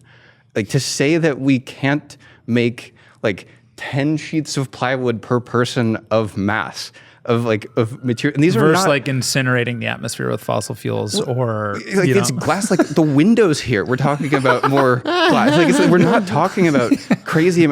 So there are potential material constraints in solar with like the way that we are like current cell technology. The most common metallization uses silver paste. Yeah. So like silver is a thing that could be scarce, but there are existing solar cells. People are making them today that are 100% silver free that use copper. And like the actual amount of silicon, like active material that you need, you're talking about something that's very small. Yeah. Like we're talking about something that's on the order of like 150 microns in thickness. Yeah. Like extremely, extremely thin. We're talking about and silicon does take energy to refine, but like you're using such a small amount of it. I mean, it's comparable to using like aluminum foil. Like the amount of actual energy and materials you need to make solar panels is not a lot, which is why they're cheap. Like if it took $500 of energy to make a solar panel, you couldn't sell it for $100. Okay, so can we talk about that side of like just costs basically? Because like that, I mean, you do dovetail into like when you start looking at just like raw material inputs. I think what you're saying is they're about 1-to-1 or 2-to-1, like on like a mass basis or just like total amount of material. But like solar is just radically cheaper in the raw materials themselves and easier to manufacture. Meaning like if you're just pound for pound building this thing versus that thing, like obviously this one's going to be cheaper. I think that's what you're saying. Well, so there's, but like how can you take that to costs now? Yeah, there's a couple kind of like things to drill in on there. So So if you want to do solar on a continuous basis or like nearly continuous, at least like comparable capacity factors to nuclear, there is a project in, I think in Abu Dhabi that's currently being built with us. It's 5.2 gigawatts of DC panels of solar. I think it's 19. Is that thing actually getting built? I saw the headline. I was like 50-50 this gets made. I don't know if that one specifically is going to get built, Yeah. but there's similar things being done in China. And like this is like storage costs in China. There are like battery storage systems going in at $70 a kilowatt hour. Yeah. Like fully installed. Like fully installed, like not just battery cells, like the total like battery cells in modules in a container with the inverter, with like developer fee, everything. Like on a concrete pad, like on a actually concrete pad hooked up to the grid for less than $70 a kilowatt hour. Which is Wrong country. So you guys, what is 5x less than you might see utility scale in the US. 5x? Yeah. It's a huge difference in cost. I mean, we see this in a number of things. Like residential solar in the US is about $3 a watt. In the rest of the world, it's about $1 a watt. In China, it's half of that. Like the solar and batteries on a distributed basis in China is some of the cheapest energy on the planet. And really the only thing they have going against them is that their like primary solar resource, at least in southern China, is not as good as it is in the US. Yeah. Okay, so like go further on like how does solar cost compare to nuclear? So it is, highly variable versus where, like depending on where you are in the world. But if you take numbers of like if you're in Sweden in the winter, like I mean, it's more of like part of it is geography and part of it is like regulations and tariffs and development cost and like the actual like, cost to deploy. Is very same different. argument for nuclear. So let's just like strip that out and just look at like theoretical limits. Yeah, I mean, if you wanted base load solar, it would cost about $6 a watt. Doing it at $1 a watt DC on the panel side, plus I think there's like how much storage $100 a kilowatt hour storage to make it 24/7. Yeah, if you compare that to, I do think that nuclear can get down to those costs. Like, but what is it's nuclear? not? I mean, I think I think our most recent nuclear build came out at like $15 a watt, which is. And what about in like more advanced, expensive. like in China, what are they building nuclear at? I wouldn't know off the top of my head. I mean, I think it's, I mean, to give you, I guess, a number to look at for China though, on how China views nuclear versus solar or like both of them generally. So China is currently building more nuclear plants than the rest of the world combined. They are building a lot of nuclear, but last year in terms of new generation on the grid, solar contributed 25 times as much to new generation than nuclear. It was the biggest growing source in terms of like terawatt hours, not nameplate capacity. It's the biggest growing source. Yeah, but even like, okay, so US, our latest build was 15, but what's like a generous well, I mean, I think like number for nuclear compared to $6 a watt? I mean, we used to build nuclear plants at like, $5 or $6 a watt. Yeah. Back when our dollar was worth less than this. And I mean, before we did have a period of time that was very cheap for nuclear, like that, like when we were first originally scaling nuclear, we got like plant costs like a lot lower than where they are today. So I do think that there is a lot of potential for nuclear to improve, but I don't think that the comparison, like I do think one of the things that we'll do with solar is this kind of like large base load type generation, but this completely misses the fact that 40% of the cost of electricity right now I was trying to build us towards that. So in an optimistic case for nuclear, or like we were good at it and we were building it at 5 to 6. I mean, I think realistically you can probably, like if you did both of these things. I'm not going to like hold you to, you can sweat like, again, like orders of magnitude. Yeah, I mean, I think realistically you could do both of these things on a relatively comparable basis, depending on geography. Today, in today's terms. Not in today's terms. In today's terms, like solar, it would be cheaper to do this with solar. But like, I think like... I mean with 20, like existing technologies and what nuclear has shown it can do with existing technology. Well, so this would be existing technology, but at a different point on the cost curve than where we are today in terms of nuclear. Like nuclear is, we're building mostly the same types of reactors, but I'm just saying like at a time we were building at 5 to 6. Theoretically, we could do that again. Right now, your math is $6 a watt as well for solar, both on like 24/7 flat out basis. how much cheaper could solar get from here theoretically, and how much could nuclear get with like existing technologies without some like radical breakthrough? Like if you keep you've been following the cost curve since you're fucking 12. Like how 24/7 solar, where does it get in 50 years? Well, yeah, so we're installing solar at about $1 a watt in the US, but other countries are already installing utility scale solar for cheaper than that. Yeah. I think that 50 cents a watt is a quite reasonable target in terms of the solar side of the equation, because like there are places on the planet where people are currently doing that today with today's panels.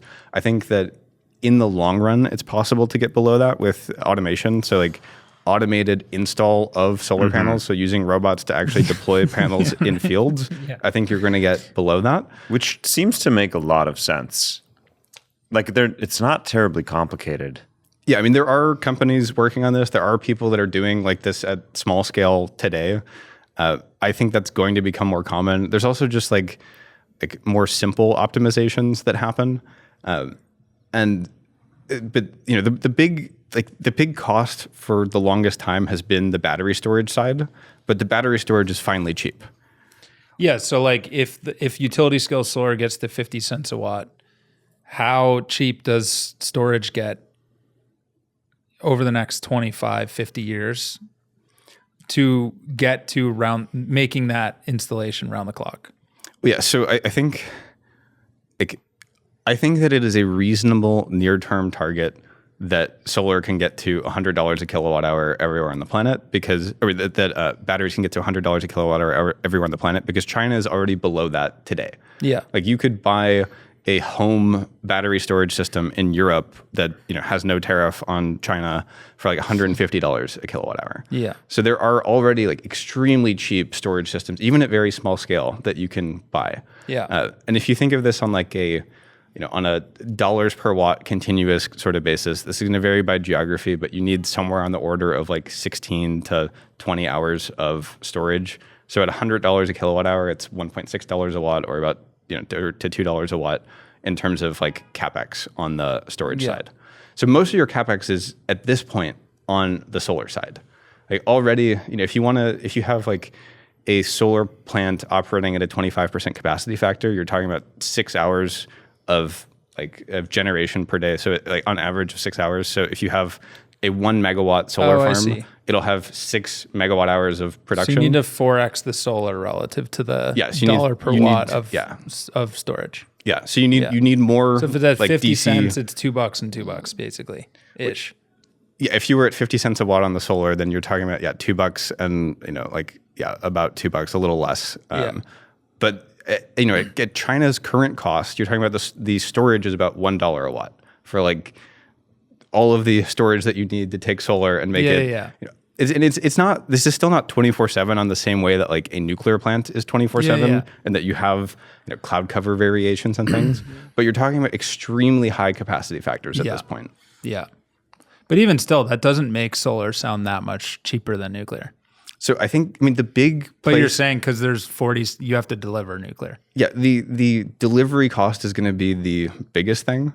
You're going to have a mixture, like especially in the near term, you're going to have a mixture of different energy technologies, and the best technology is going to vary by location. So like if you're in northern Germany, there's a huge incentive for you to use nuclear. You have very little solar production at the time of your peak energy demand. And on a nuclear power plant, you have, like a 1 gigawatt nuclear power plant has 2 gigawatts of waste heat.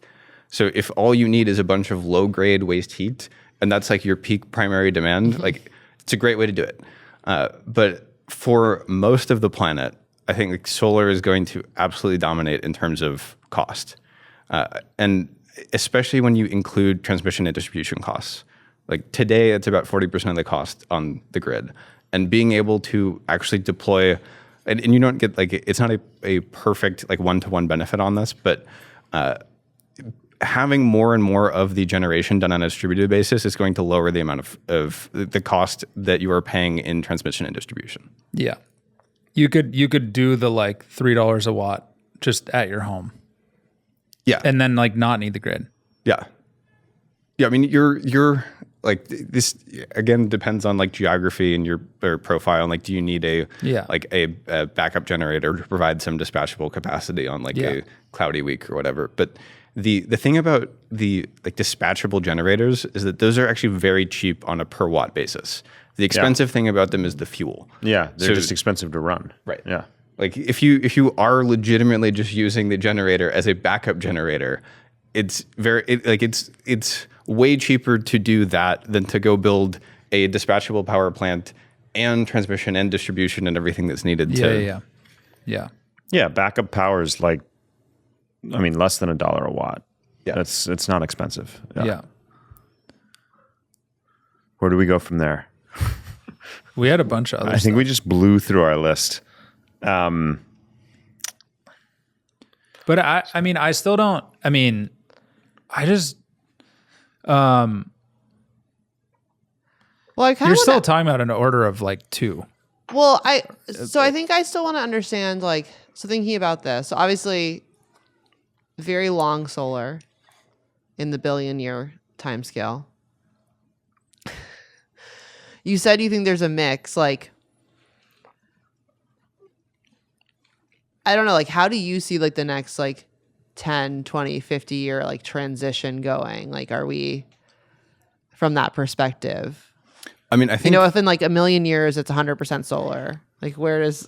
Well, I think the way to sum this up would be that like in the near term, all that matters is solar and gas, and in the long term, all that matters is solar and nuclear. Yeah, so you're less bearish on nuclear than I thought you were. I mean, I don't think that like I am because when we've talked before, you've like shredded like nuclear's not like at least in the next like 25, 50 years. Yes, but in the you're near looking term, at that from like current regulatory regime or supply chain. Like you're taking into like practical factors. Well, Basically. yeah, there's a lot of problems in the near term that I think are not like insurmountable, but are not going to be solved extremely quickly. So like all of the people who built our nuclear power plants back in the 70s and the 80s are either dead or retired. Yeah. And we didn't lose 100% of the knowledge, but the supply chains, all the people who built the components, like the companies went under. You have like, we're not literally starting from zero, but we are starting from way further back. The industry's pretty bare bones. Yeah. Yeah, we are not deploying like massive reactors at scale. Yeah. We started out actually building small reactors, and we went down the cost curve by making the reactors bigger. But right now we're kind of like debating about policy, and then we have people that are trying smaller reactors, and smaller reactors are great to like prototype a design or like make a few units, but I don't think that they're ever going to be cost competitive against like large scale reactors on a long-term basis. I think like we could make nuclear cheap, but in order to do that, you have to do mass manufacturing of like large modular reactors. Yeah, so you don't buy SMRs? I personally don't. I mean, I think they will have some use cases potentially, but like I think the benefits to them are often overstated, and that say you're doing even like a 20 megawatt SMR, right? You're still doing that at like a substation level interconnection. It's not a like you cut some transmission, which is the cheapest part of transmission and distribution, right? But you do nothing on the distribution side. So like 2/3 of T&D costs are distribution. So why don't you put one next to a data center?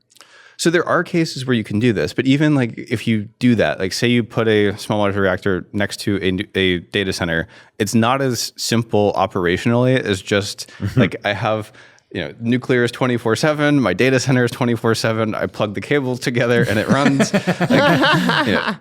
like XAI had to install Tesla Megapacks on their Tennessee facility that was running on natural gas just to deal with the like millisecond level fluctuations in demand from the GPUs.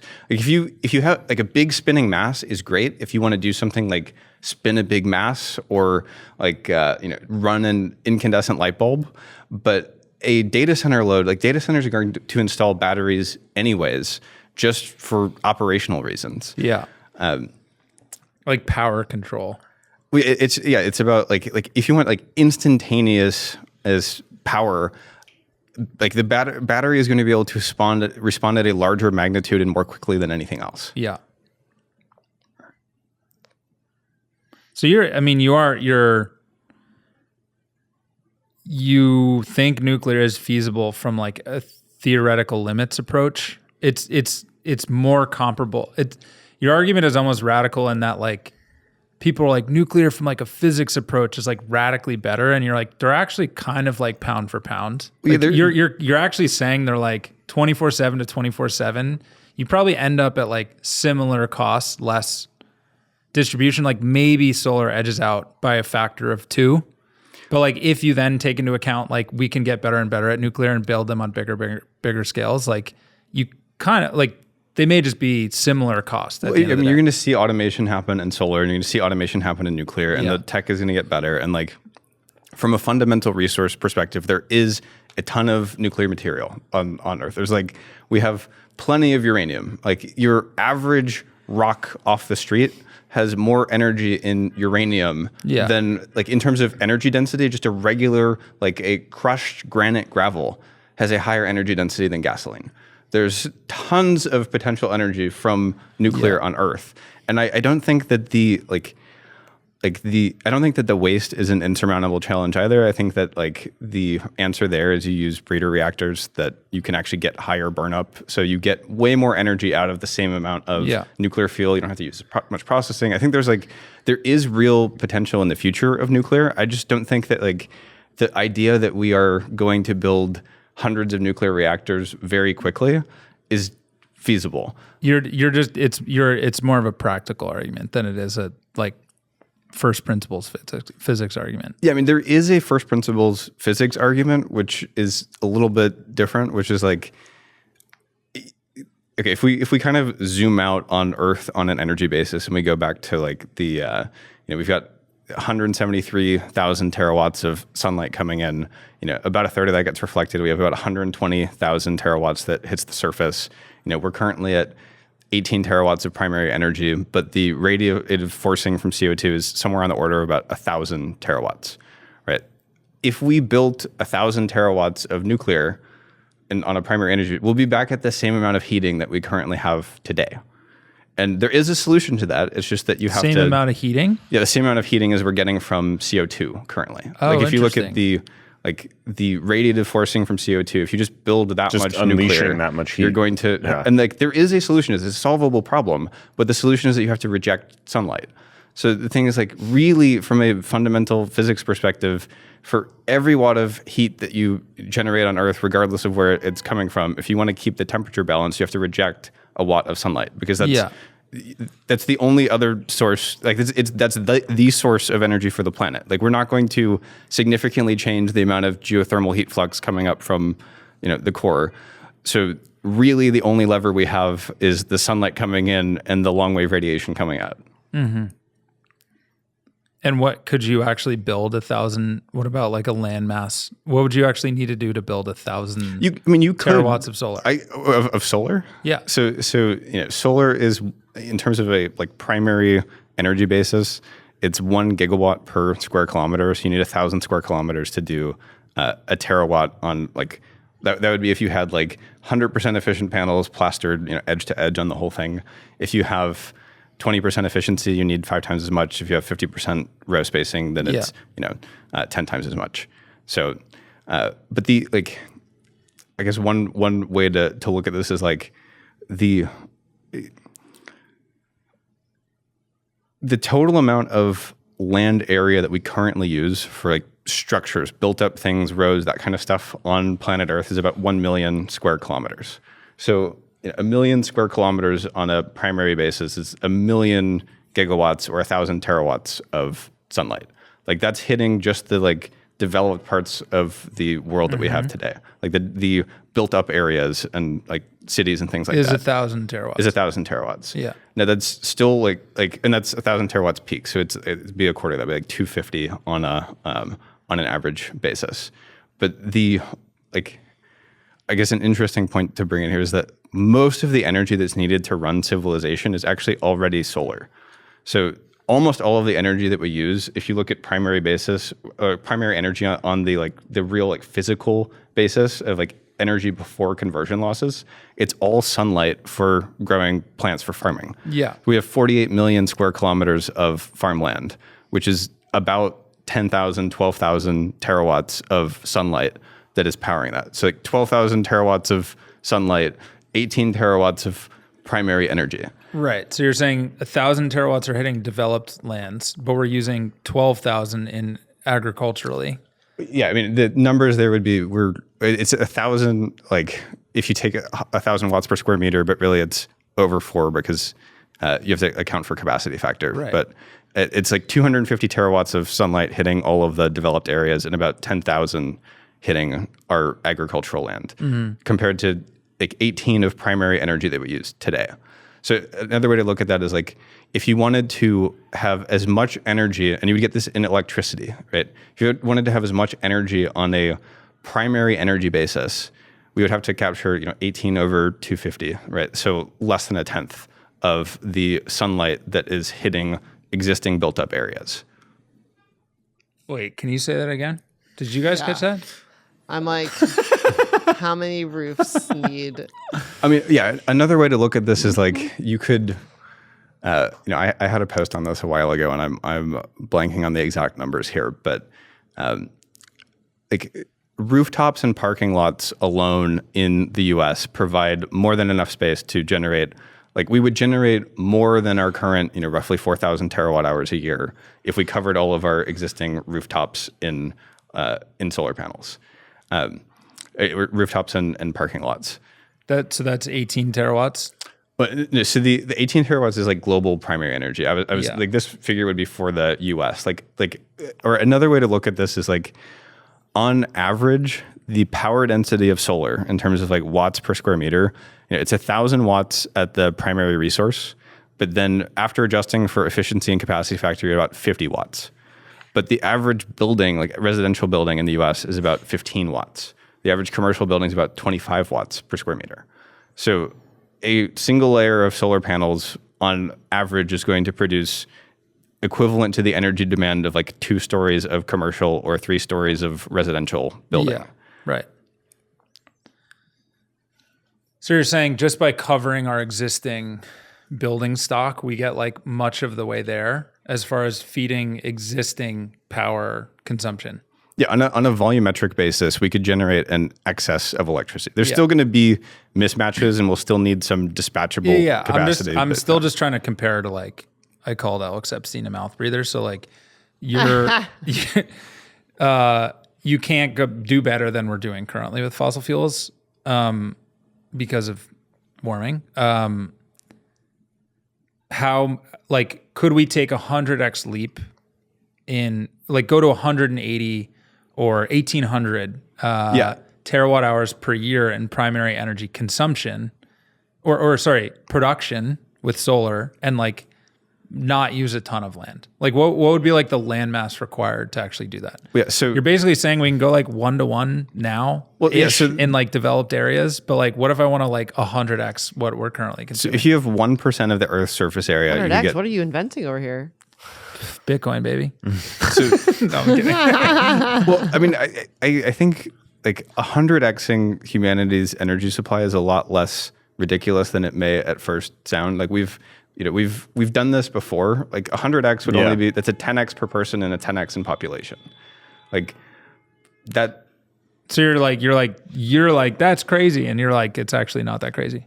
Like if you continue current growth trends, we will get there. Like a 10x in population feels pretty crazy to me. But. Yes. I mean, we've done it before. We did that over, like the last couple hundred years. That's like, if we're talking over the scale of hundreds or thousands of years, I think that's absolutely possible to happen. Okay, I just have like a quick side comment, because I feel like we started this with you as Lisan Al Gaib, but I'm feeling like more Bene Gesserit vibes. This like thinking in centuries. Yeah, that's true. So I don't know. Oh, interesting.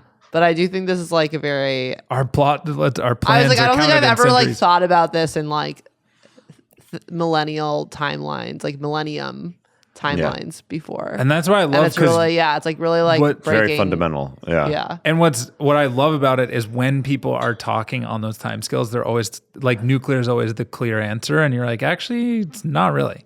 Yeah, it's like, I think it's going to be part of the answer. Like, I mean, if you took this as just because like, they read Foundation. Like, if you said, if you take the kind of like maximal case of Colleen's like, I gotta another beer for slow this. my brain down so I can keep up. if humanity, if you take the maximal case where humanity is going to capture all of the energy available and put it all to use, let's say we figure out how to cheaply do all of it, right? We get all of the uranium out of the crust, we get all of the deuterium out of the oceans, right? We use all the sunlight available on Earth. Like we have, about 100x difference in the energy available from sunlight over the next billion years. We got that one already. So I mean, I think I think we're going to figure out how to use all of these different energy sources. Yeah. But if you're talking over long timescales, like it is just solar. Even if you look at say expansion beyond the Earth, and we have free reign. We can dig up we can take apart Mercury. We can do whatever. The 99.9% of the mass in our solar system is the sun. Yeah. There just is even if we took all of the hydrogen in Jupiter and Neptune and took you're the gas basically giants, just to get type 2, why don't you just use the thing that's already, I mean, even to just use the star you have. to get type 1, you just use the energy that we're already getting. Yeah. Because the thing is, if you actually want to get to type 1 type levels, right? If you're talking about getting to a single or double digit percentage of the sun's energy on Earth, that's when the heat begins to matter. And whether you do a few thousands of terawatts of nuclear, and then you set up a bunch of white panels outside to go reject sunlight, or you just do solar panels and you're eventually you're doing mass scale modification of the way that the Earth interacts with sunlight, regardless. Yeah. And there are there's a lot of nuance in how to go into that, but but so can we come back to just we want 100x primary energy production on the planet. How much land mass do we have to use with solar? So 1% of the Earth's surface would be approximately a 100x increase in terms of primary energy. Now, the way that primary energy is defined, I think is not very, or the way that we currently use primary energy is not very useful in this context, because if we were doing this on a real physical basis, we'd be measuring the energy going into the solar panel rather than the electricity coming out, the same way that we measure the energy going into a diesel Gas engine turbine. rather than the energy coming out of it. So on a physical primary energy basis, you only need 1% of the surface area of the Earth to get a 100x in terms of real primary energy. If you're talking about useful energy. I mean, and useful energy actually ends up being pretty similar, because modern solar panels are low 20s% in efficiency. There's some stuff that's as high as 24, 25. That's comparable to a regular a small scale piston combustion engine. Some of our bigger stuff is 50 or 60%, but we're talking about maybe a factor of 1.5 or 2 difference in terms of the conversion between actual real primary energy and electricity or useful work. Well, and then usually solar can be installed a lot closer, and so then you don't have as many line losses.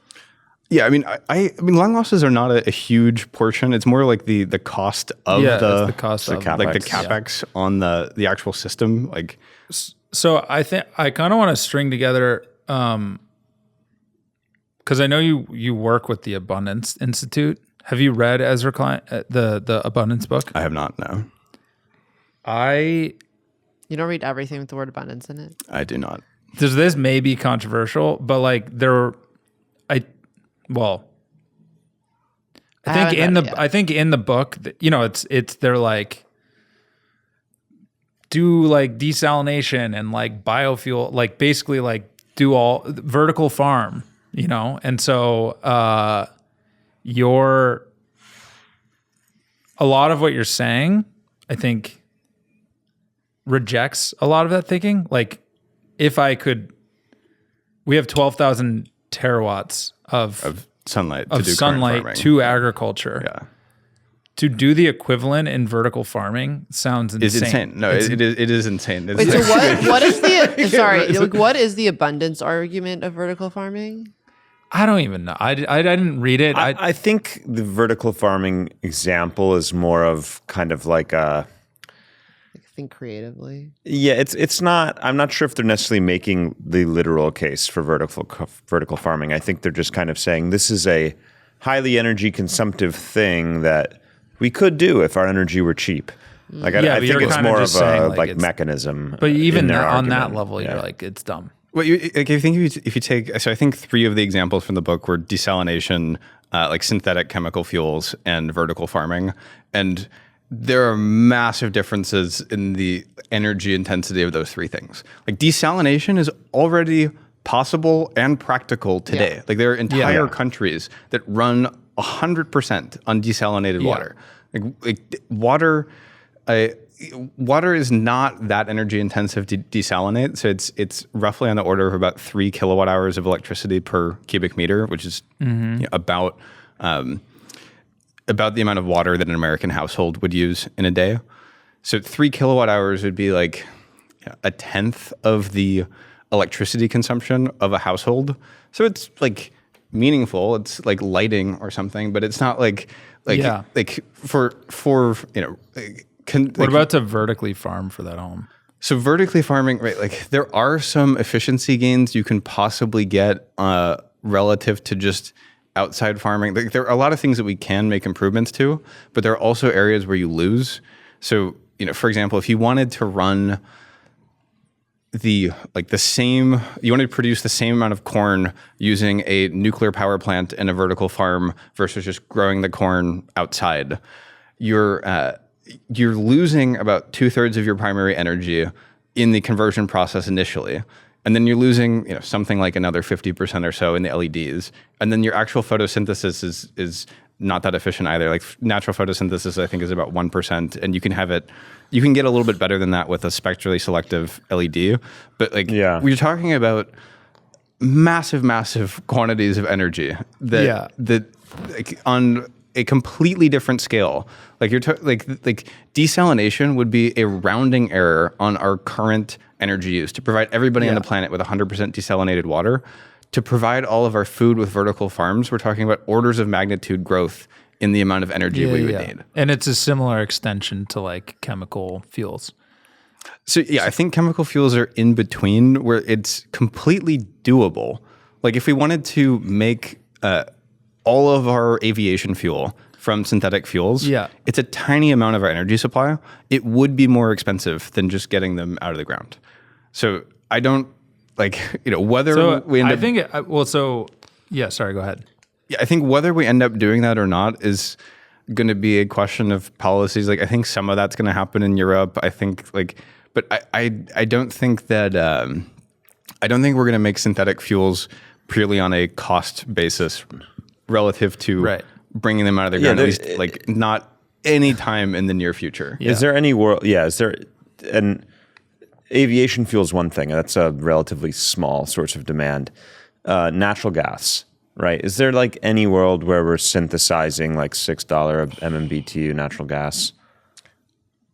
I would be very skeptical about that. I mean, on a pure energy input basis, an MCF of natural gas is about 293 kilowatt hours. So if you want $3 MCF, you're talking about you would need $1 a kilowatt hour or one penny a kilowatt hour electricity and free CapEx and free CO2. Yeah. And that's, assuming no energy is required on the capture of the CO2. If you just had a pure supply of CO2 ready and you could just make your in an outrageously unrealistic circumstance, you'd need a cent a kilowatt hour power. Yeah. And I mean, theoretically, at $6 an MCF, if you also had free CO2 and free CapEx on your equipment, you could theoretically do it at 2 cents a kilowatt hour electricity, which I think is also not reasonable. And it's also the main thing we do with natural gas is make electricity. Yeah. But you could run your backup Jenny on it, right? Yeah, you can, but even I don't know, if we're talking about just backup generation, you can use biofuels or whatever. It's just not put biodiesel diesel generator. I didn't realize, I never made this connection, but you're a lot of the like abundance, whether it's Ezra Klein's book or not, a lot of the high usage, like high energy intensity things that I hear about are things like carbon capture, vertical farming, like synthetic fuels. You're kind of like rejecting all of those as like none of this is going to make sense, even believing how like cheap energy is going to get through solar. Like what would we use? Like what's your vision of abundance? Like what would you use all this energy for if we were to like 100x stuff? Well, I think there are a number of things we'll use it for in the near term, and in the long term, it's really like I think it's going to ultimately go to powering intelligence. Yeah, of so whatever like, form that takes, compute, right? So that could be silicon based, it could be biological. I don't, I think there's going to be some split, but that's going to be, I think, where most of our energy ends up going. I think there's also a basically unlimited amount of things we can do with metals. That like just having more metals available, we can build more things. And metals are pretty energy intensive, and there's an unlimited supply of metal oxides in the planet that we can put energy into to reduce to pure metals and build things with. I do think that we will see mass scale desalination. And I do think that we will see far more productive farmland than we have today. And you don't have to go to vertical farming to do that. So you can do things like stuff, provide water and change the amount of nutrients in the soil. And so like the you're not even going to greenhouse yet. You're just like, saying, if I can massively desal stuff, I can like dump water wherever I want. You can grow plants outside using sunlight, the most abundant resource on the planet, and we can make the process of that like agricultural production way more efficient with relatively easy things. Like the constraint on plant growth isn't sunlight, it's not CO2, it's primarily water and nitrogen. And then it's like a couple other nutrients. Like, could you make the case one constraint on farming though is seasons? And that's why, say, a greenhouse is interesting, because it makes that farmland 365 productive. Yeah. And I do think, we already grow food in greenhouses. I think we'll continue to do that and probably do more of it. But you still need water for that. Yeah, for sure. So you still got to desal water that's for a mass. Case where indoor, not vertical, but indoor can be useful. And if you have a greenhouse and you have really cheap solar, you might put supplemental lighting up. Right, to like extend the day, to like help trigger like photo periods in plants and stuff like that. I think this depends on what you're growing. I'm talking about weed. Whatever. Strawberries, certain higher value things. So I think something like strawberries. We're probably not growing wheat in a greenhouse. You could see like localized production just to have the freshest strawberry possible. Of like this was grown with just the perfect mix of nutrients and lighting. Well, but also like outdoors, you get strawberries for a month. Right. Yeah. What about 12 months? And there are, we have a pretty good supply chain in terms of shipping stuff around to do that. And the shipping energy is way less than the energy that's actually needed in terms of the like primary energy input for growing things. Yeah. I think that for some like small high value products, we will do some like indoor farming or vertical farming. Like pharmaceutical things maybe, or like... a lot of those things you can synthesize from other like more basic inputs. We might do some of that, but I think that if you're talking about most of our land use for agriculture is for growing cereal crops or like grazing ruminants. Yeah. And that wheat part, and soybeans and corn. Yeah. Like that part is not going to be done vertically. Like we're not going to have vertical cow farms where we have like hundreds of square kilometers of internal space. Like this is the other thing. If you wanted to do this vertically, just the land area, right? We were talking about 48 million square kilometers of current farmland.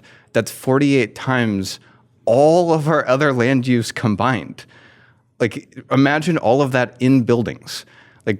Even if it's 1/10 of that, that's still a shitload of buildings. The amount of steel and concrete and like this is completely like it's in a completely different scale than something like desalination that we can do with a fraction of the electricity that we're already using. And Yeah. have virtually like limitless amounts of water. Yeah. Okay. Wait, so Well- can I? Oh, sorry. Go ahead. No, go.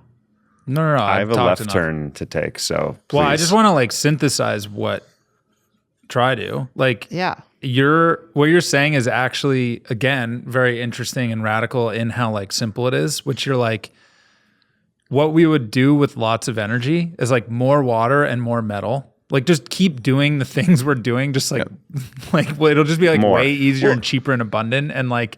Everything could be steel or whatever, or like aluminum or whatever, because like it's so easy to make and so much energy. We can build bigger buildings. And I do think like there's a number of things that'll happen at the same time. So we're going to continue to improve the efficiency of a lot of our energy use. So I do think like we'll have better insulation. We'll have better insulated buildings. We'll have, more efficient heat pumps, but we'll also make the buildings bigger. We are actually like energy use per square foot will go down, and I think per person will go down. But I think also there's a realistic chance that the current like trends in population decline we're seeing in certain areas of the planet are not going to sustain over the long term, and that eventually population will increase. And as we do that, we're going to like use more energy just because we have more people. Yeah. And then there are things where we will actually see an increase in energy intensity by doing things in a healthier way. So like currently most buildings don't have any ventilation whatsoever. We just rely entirely on leaks to exchange air, and that air gets exchanged through a wall that has a condensing surface and grows mold, and then you have like mold spores going in and out of buildings all the time. And it's just not a very healthy way to do it. And you can use a dedicated air supply with a filter and a heat exchanger, and that does slightly increase the amount of energy you're using for HVAC, but like a it very gives you good healthier. thing. Right? Yeah. It's like, and similarly, like we'll have better lighting in buildings, like the light levels indoors. If I'm remembering this correctly, you're talking about like direct sunlight outside is about 100,000 lux. In the shades, like 10,000 lux. Indoors, we're talking about like 100 lux. So this is very interesting. Like I was thinking about this when we were talking about LEDs at the beginning of the conversation. There's like a whole new class of lighting coming out now that endeavors to make the indoors as bright as the outdoors, which you just could never do with incandescent. But just from the like, I yourself. collect my solar, I get a 30% conversion loss. I put that into a light. I'm not gonna like get back to 10,000 lux indoors. Right, like that seems crazy. I mean, just use more energy. Yeah. Well, I mean, so you're like using the sun to just like make Sorry, why do people make the sun feel like their inside. homes aren't bright enough? Yeah, it's kind of interesting. Like, there's people who are like installing ridiculously bright LED lamps in their house, and they're like, "Yeah, I have like way more energy throughout the day. I never realized. Yeah, like, it because kind like of sucks to be inside it's just think all about the time." like when you're out in the sun and like moving around and like feel. moving your body, you're like way happier and more energetic than just like sitting in an office all day. Yeah, I thought It's because of how much energy you're like being. Well, there partially, are a number of health reasons why you would want brighter lighting. I'm not saying that we necessarily need to go 100% as bright as it is outside. And even if you have, No, I've even just if you, literally never heard about this before. So it's just like radical. I feel like this is pretty new. Yeah, this is like there's a lot of First interesting. time I heard about it was Jesse, who like a lot of things. There's a lot of interesting research with this. So there's some pretty strong evidence that that rates of myopia are increasing, and a big part of that is lower lighting levels indoors. myopia. So like short-sightedness. So the like. I was like, people are pretty myopic. I Yeah, agree. literally. Also, I'm so glad you asked that. I was like, my Interesting. That's There are real health effects on this. Another one is like, a lot of people talk about blue light in terms of like sleep schedules, and you want to avoid blue light at night and all of this, but like it's not the absolute level of blue light that's the most important factor. It's the contrast in lighting and spectrum between the middle of the day and the end of the day. Yeah. So like in a natural environment, we get this extremely bright, quite blue light in the day. And then in the evening, the sun goes down, you have more filtering through the atmosphere. Becomes more red. It becomes more red, it becomes less intense. And this helps set your circadian rhythm. And when we have just extremely dim indoors all the time, it completely messes with that. your rhythm's all fucked up. Yeah. So, and this is the other reason of like, you have people that are going back and saying like, oh, like incandescents are better than LEDs, and they are not. Like incandescents Again, they're are mouth useful. breathers like Alex Epstein. They're not. I think they just don't understand the like all of the factors that are necessary to make like all the things that you want in lighting. Like you do want blue lighting in the daytime. That is important. And you can't get that with an incandescent. I mean, theoretically you could put a spectral filter where you're just filtering out almost all of the red, and like just you make a crazy less efficient incandescent. Or you could just have like high intensity supplement- discharge. No, but I just say there is like just crazy stuff. But there is a funny like, oh, the wokes ruined like lighting, and then it's like you just like go further back pre-lights. Like I think you guys are saying you just like be outside. Well, like it's not incandescents versus LEDs that are the problem. But this is part of I think the actual or answer. just solar max and fucking blast through LED. Like get your 5,000 lux indoors. Well, it's the dumbest. I don't know. It's just funny. There's another way to do that. So I do think we'll have artificial lighting sources that are very intense, and that'll be very helpful, especially for people living in very like extreme latitudes where you don't get a lot of sun in the winter. Yeah. But I mean, for even most here is people, brutal in the winter. Yeah. But for most people on most of the planet, I mean, even here, just having more windows is really helpful. Like just having more windows exposed, and we'll make better windows, right? We'll put energy into making more windows and better ones where we have, triple pane windows that are like have low E coatings on them, and you can get good insulation value with them, and we'll just have better lighting quality because people have more windows. The other cool thing about LEDs, I just have to say this, is you can just have them change their spectrum throughout the day. I know. So they can just be fully respecting of your circadian rhythm. And it's kind of awesome. In my apartment, we've programmed our bathroom light to be like deep, deep red in the middle of the night. So if you wake up to pee, and you turn on the lights, it doesn't like wake you up. Yeah. And it's actually awesome. Like it's really cool. But you can do that throughout the whole day, right? Yeah. You can have it just like follow the sun. Yeah. No, man. And that's awesome. Incandescents. No, I'm a candle guy. Actually, right. Yeah. You were going to take a left turn. I also have a big left turn, which is why I literally just opened a beer because we haven't even talked about DC. Okay, I have a middle. All right, let's go mid left turn. Okay, so we've talked a lot about stationary power, right? How we're going to produce electricity. We briefly talked about mobility, and mentioned, for example, aviation fuel.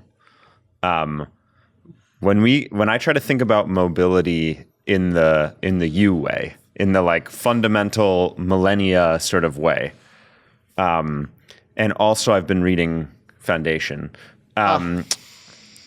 Like, what is the long term? Like, what is the next like interesting source of power for mobility? Whether that's fuel or storage, however you want to frame it. Like right now, Starship uses liquefied natural gas, I believe. Airplanes use jet fuel, but like airplanes aren't actually particularly advanced. Like where does it go? Like what do you know what I mean? Like it's a good question. I mean, some of this depends on like the development of a few different technologies. Like theoretically, you could do like an aluminum air battery that has comparable energy density to gasoline, but actually a much more efficient extraction of that energy. And so like running that you get through, much more range. Yeah, you could actually potentially get more with with running it through an electric motor and have a simpler motor. And like don't you get less speed though? An electric motor versus not necessarily. I mean, it depends on how you run your engine. I mean, like most of our planes are running at lower speeds than they already could just because of the efficiency. Fuel consumption. Yeah, interesting. But you know what I mean? Like, I think one of the underrated spaceship like blue glowing thing. Like what is that gonna be? I don't know there. I mean, I think like I do think that like you will see battery powered small aircraft more common. Like I think Uber Air type stuff is gonna, I think that's going to happen. I think the battery technology is already good enough for a lot of. I mean, we short already trips. see it with drones. I mean, why aren't those just going to get a Well, you little see with bigger? drones, and you get then like the smaller airports. It like totally fundamentally changes like the airport strategy because you don't have to fuel up at the hubs. You can like go from small airport to small airport. Yeah, I do think. Oh, is that why? Is that Yeah, why? because they have to refuel. So that's like why it's so hard to go from like small airports to each other because like they don't often have refueling stations. They're only at the major hubs. Just because they have like massive Infrastructure, pipelines into yeah. it. Huh. But you have the grid everywhere. You have the grid everywhere. Yeah. So Kind of. It kind of. But like, But also, it would increase the ability to the ability for airlines to offer those types of routes in a way that they don't usually offer. yeah, those yeah. way. Interesting. I mean, I think you will need some pretty big upgrades to enable like the type of charging that would be necessary for Yeah, but like those aviation. upgrades would probably be needed. but I also think- like we're already talking about that with data centers and stuff. Like Yeah. yeah, like that's the easier limit, to do the in a remote limiting area than factor on a infrastructure pipeline. feels diminished with power than with like massive gas pipelines. Yeah, totally. Okay, so aluminum air. That's the only thing I heard. Well, I mean, there's a lot of things that could, and I'm not gonna like pretend to know the answer to this. Like theoretically, liquefied hydrogen has an extremely high specific energy density. We used it on the upper stage on our moon missions. There's an argument to be made that we might do some liquefied hydrogen. I think compressed hydrogen, not really the same because you have the weight of the tank and you don't get the benefit of a liquid fuel is that you don't have these massively heavy tanks to contain the, It's like the easier pressure. to deal with. Right. Yeah. But it was not going to be easy to deal with because like liquid hydrogen is extremely cold and it would require a lot of of refrigeration infrastructure and fueling infrastructure and things that we don't have. But like theoretically, in the long future, maybe we'll use that for aviation. You could do fuel cells that can get very efficient, high power density extraction. What about like of energy from it? interplanetary space missions? Can we have like, would it be like an on ship SMR or something? I mean, I've always thought like, why isn't nuclear the only application is just like space? Well, so it depends on how far in space you're going, right? Like if you're going to deep space, like the outer solar system, nuclear is definitely the way to go. Just because the fuel density like actually matters there. It's more just that the sun trails off. So it's like the further away from the sun you are, the the intensity worse. of the sunlight fades as you go out, right? So the like Earth and Mars, you still have pretty good solar resources, but once you start getting out to like Neptune, Jupiter, et cetera, like it's extremely, extremely weak. Isn't nuclear kind of actually a little difficult on Mars also because of the thin atmosphere? I mean, how do you reject all the heat? There are ways to do this. You could do a geothermal exchange loop, and it's going to be expensive, but it's not that crazy. You could do radiators. Like radiators can be pretty effective because you just push a lot of air through them. Well, actual just huge fins, radiative like- heat transfer. Yeah. So Like into black body space, basically. like just black body radiation out into space. But that would be gigantic for a nuclear reactor, right? Like, Yeah, I mean, you're talking about how many rejecting starships are we talking about? I mean, Sorry, is the nuclear power plant on Mars or on a spaceship? On right Mars. Now? It's I on feel Mars. Okay, We I was were like, I feel like building- we we're moved. living we're on building on Mars. Mars. And I'm just talking about how do you do Colleen's the like, waste what heat rejection? temperature can I set my thermostat? Well, there. Will there be heating? Can we just take the nuclear waste heat and ship it to And my apartment put on it down. Mars?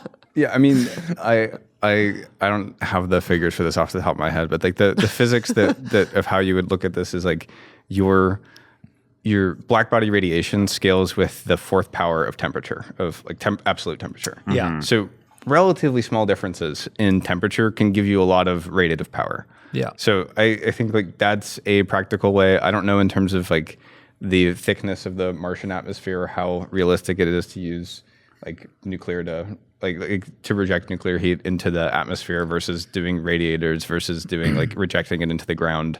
I mean, part of it is like a lot of the heat that you're going to want on Mars is for people. So you're probably going to do like, cogeneration. Yeah, I think. Yeah. for the human greenhouse. Yeah. Yeah. For Colleen's apartment. My apartment. And my vertical farm. I'm not going to Mars, man. But is there, have you read the Three Body Problem trilogy? I have not read it, no. I feel like the whole, I feel like actually traveling meaningful distances in space is like, just feels way too far. Like there's like, It may not even be possible, right? Like I think going interplanetary is absolutely possible, and I think that's well within not in our technology that we solar can system. do. Yeah, we don't know if it's possible to go from one like stellar system to another. Yeah. It just may not be. It may be that like the amount of interstellar dust is just too abrasive on any ship of any reasonable speed. And it may be that if you send a ship at a lower speed, that just entropy, it's going to decay, that you can't like actually make a practical system that can go that far. Well, you can't just like cryogenically freeze me and shoot me out there in a little coffin. I mean, maybe, but depending on what speed you're going, you might be traveling for hundreds of years, and you have to have a like cryogenic cooling system that can maintain itself for hundreds of years. And I provide feel like its own power. I feel like a lot embedded in a lot of what you're saying is like something I've felt, which is like, at least thinking about nuclear is like you need some like insane fundamental breakthrough that we haven't seen, which always could happen.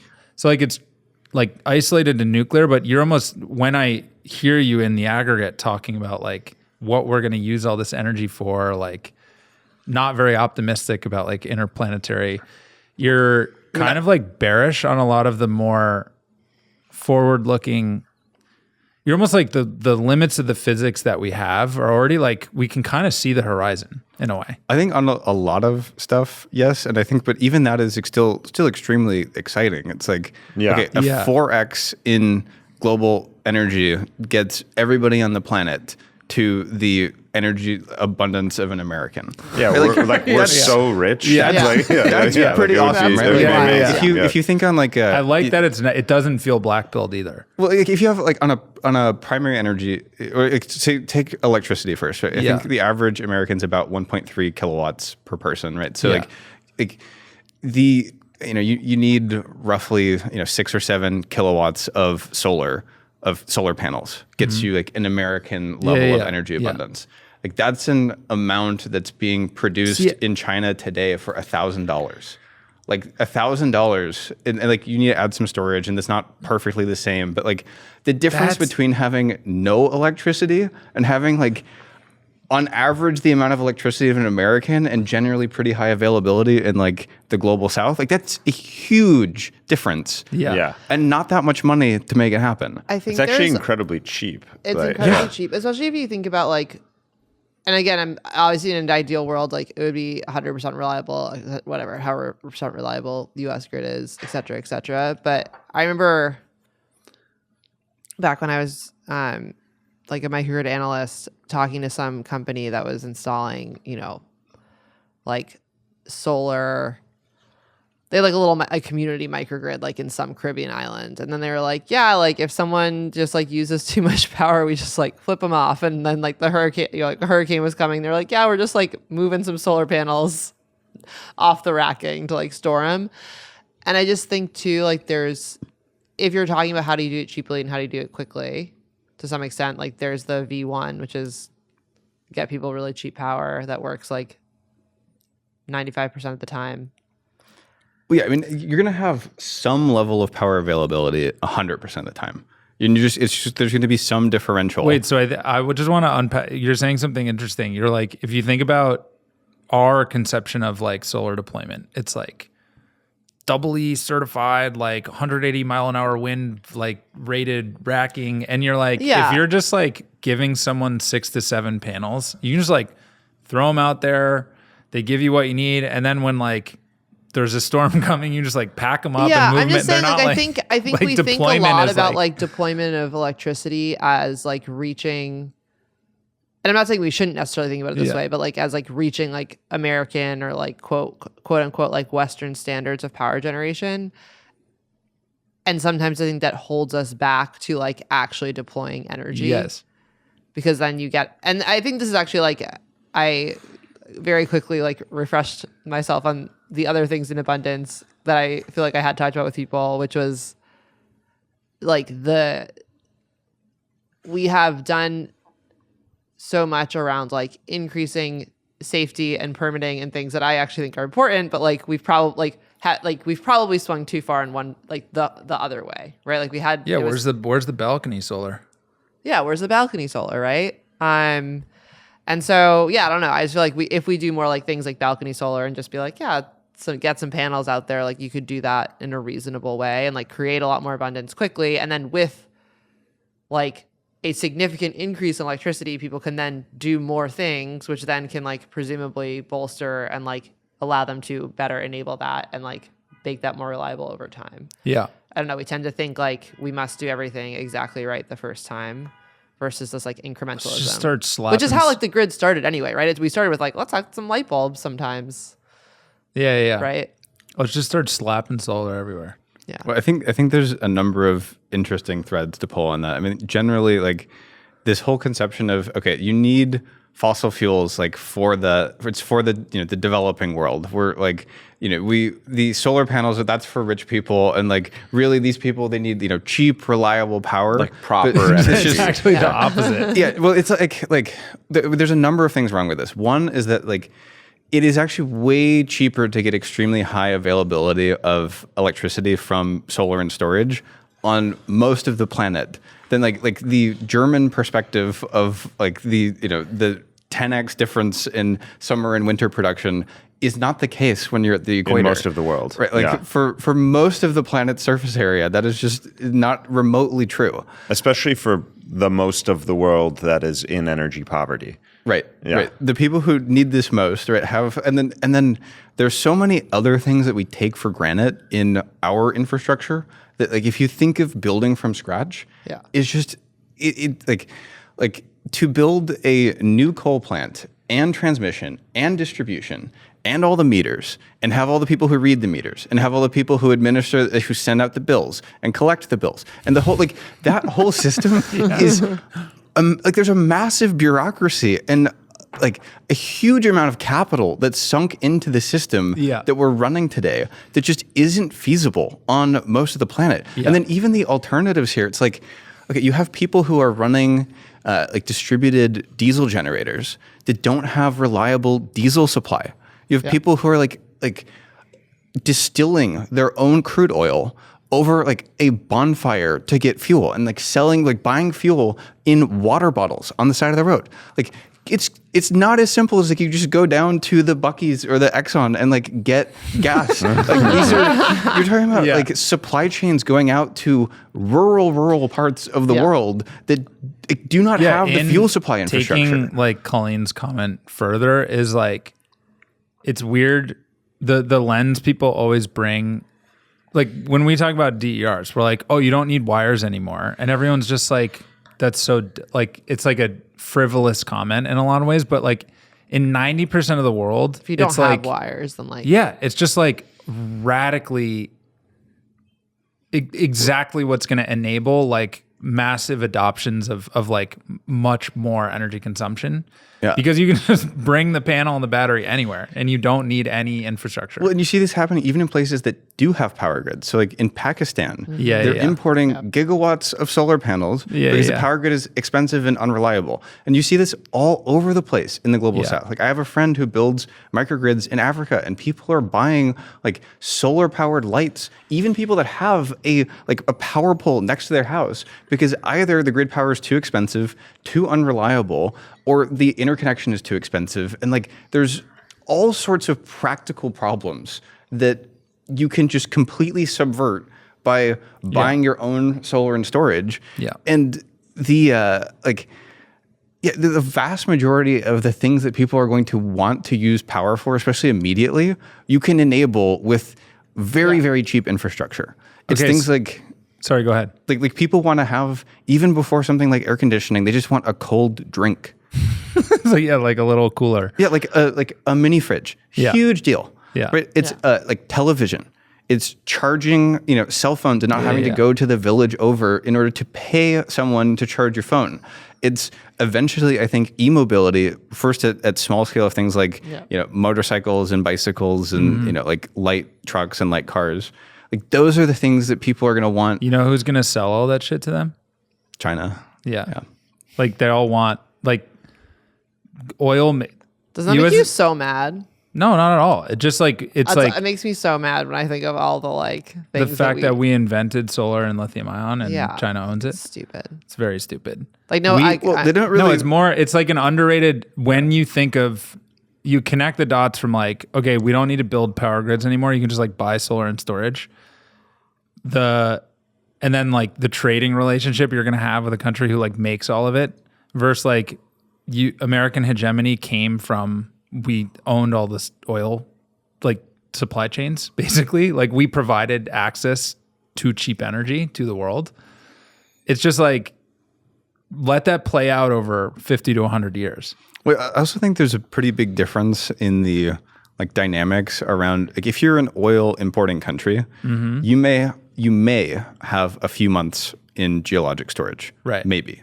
Yeah. Right? Yeah, you buy a few panels, you got those. You don't have 25 years. 30 years of fuel Yeah, it in doesn't storage. create Yeah. the same Yeah, like the leverage. leverage your supplier That's has true. over you. That's true. When you, because you basically build this machine that then needs continuous fuel input. You've sunk all your capex in the machine, so you're stuck with the machine, and now you're you're just a buyer, right? Yeah. But yeah, when you buy in 25-year chunks, you're actually kind of in the driver's seat, or at least It does at least like much radically more so. alter geopolitics. Yeah. You know, Even it's like- it's even just- the 25-year chunks is not like, it's not like you buy it and after 25 years it runs out. Right? it's just like yeah. worse. Your panels are running at 80 to 90% after 25 to 30 years. Yeah. Some of them are going to break and some of them are going to have issues and will have to be replaced. But That you have was like the one thing I this- was going to ask you about is like in the math you were doing, like on $6 a watt solar, nuclear can last for like 50, 80 years. Obviously there's probably a ton more capital you have to put in over time, but like, are there going to be like old rusty solar panels that are just still like putting out after There are. 70 years? Well, I mean, Like- there's stuff that was made in the 70s that's still Yeah. running today. Yeah. That like and there are a whole bunch of different like degradation pathways, but like most of the panel failures that we saw were bad backsheets. Yeah. And now that bifacial panels are just like standard, you don't have that problem. It's glass on both sides. You don't have moisture intrusion. So the primary failure pathway is gone. Right? You still have light induced degradation on P-type solar cells, but N-type solar cells basically eliminate that. Yeah. There's like potential induced degradation, which you can alleviate with the way that you like set up and run your system. You can do like a reverse voltage to reverse that process. But like we understand the mechanisms around the degradation of solar, and we've actually addressed most of them. Yeah. And we've made some panels that like back in a long time ago. and there's there's no moving parts. Yeah, right. I mean, there's you will replace, your batteries will have degradation over time, and you will like refresh out your batteries every once in a while, but you don't change out. You're not replacing the entire infrastructure. Your inverter eventually, depending on how well you cool it, you have to replace it. But a lot of the stuff that you have to put in there, like all of your bus bars, all of your that is, you don't have to change that out. It's Yeah. like It's just copper. Yeah. you're swapping out a That's wear my. component. Do you know my big brain geopolitical, like how to keep the U.S. dominant? Like if I were energy czar for a day, what I would do, use the dollar's supremacy to like the strength of the dollar to like mass import every like solar and battery we can get our hands on to create like free energy that now you just have like for 30 years. Well, yeah, To so like this is, overcome the high labor cost. I mean, our labor costs are higher, but if you have like radically cheap energy, you can like use the buying power we have today to like import the cheap energy we need to like start creating our own shit again. well, I mean, I think You know what I'm saying? I think it's actually not even like the biggest hurdles aren't even like we have places with very cheap energy. Like Texas, Yeah. energy is extremely cheap. We have very cheap natural gas. We have very cheap electricity. Like we are building a lot of manufacturing, but I think like the real competitive advantage that China has. I mean, they have a couple different things, but I think the one that's really under addressed is just the focus on supply chains. Like we all have these, we have all these extremely fractured supply chains where we're shipping a component across multiple countries and multiple, like in China, when they make solar panels, they're like they're digging raw up the material sand and comes in making the one end, polysilicon yeah, and making the ingots and slicing the wafers and making the cells and putting the cells into modules in the same city, often in like the same like complex. yeah. Right? They'll build these industrial parks, and we used to do this for all kinds of stuff. We do this with our old like coal and steel industry. We'd have these like big complexes of power plants and steel plants. yeah, you're and, like, you just need raw material access. Yeah, and we need better focus on supply chains. There's a bunch of like regulatory stuff we have to change. I think there's also just a cultural problem where like people used to view the word industry in like the highest regard. Like for something to be industrial, that meant it was like done at scale in a very efficient and like well thought out way. It wasn't this like, small scale kind of hack job stuff. This was like the height of human progress. And now when you hear the word industry, it's just like, oh, like whatever it is. If I just say like the food industry, people are going to hear a negative connotation in that. And I think that's like a fundamental cultural problem. And I think part of that is like China was very recently in real poverty. And they have seen all of the value that comes from building industry. And the US is extremely removed from extreme poverty. And so we don't like quite have an appreciation for all of the systems that are necessary for the lives that we enjoy today. Yeah. And we also don't have an appreciation for what could be done if we made those systems better. I think that's what I meant when I said like earlier, like, doesn't that make you so mad? It was less that like China's doing it and more that China's going to like own these things, and more like That like we can't that or we won't. can't, and that like and that like we say that we want to, but like we don't really seem to do the things that would actually like initiate the change. Yeah. I mean, I think we could do it. I mean, we are seeing some of these supply chains being built. Like we now have about 50 gigs of module manufacturing capacity in the US. I think we have about 30 gigs of polysilicon capacity. We're still quite low on ingot and wafer and cell. On wafer and cell capacity. But none of those things are things that like are like things that we can't do in the US. Like there's no 100%. Yeah. And I do think that like that capacity is going to get built. I do wish that we had a much bigger focus on this earlier, because I think people don't appreciate just the rate of solar deployment that is going on currently. Yeah. Yeah, like I used to. So my go-to in bars when I meet someone who's like very anti-solar is usually like, we need to do solar so that we can beat China at doing solar and be the global dominant solar producer. And that like is usually pretty effective. Yeah. And I just think like we need more of that energy.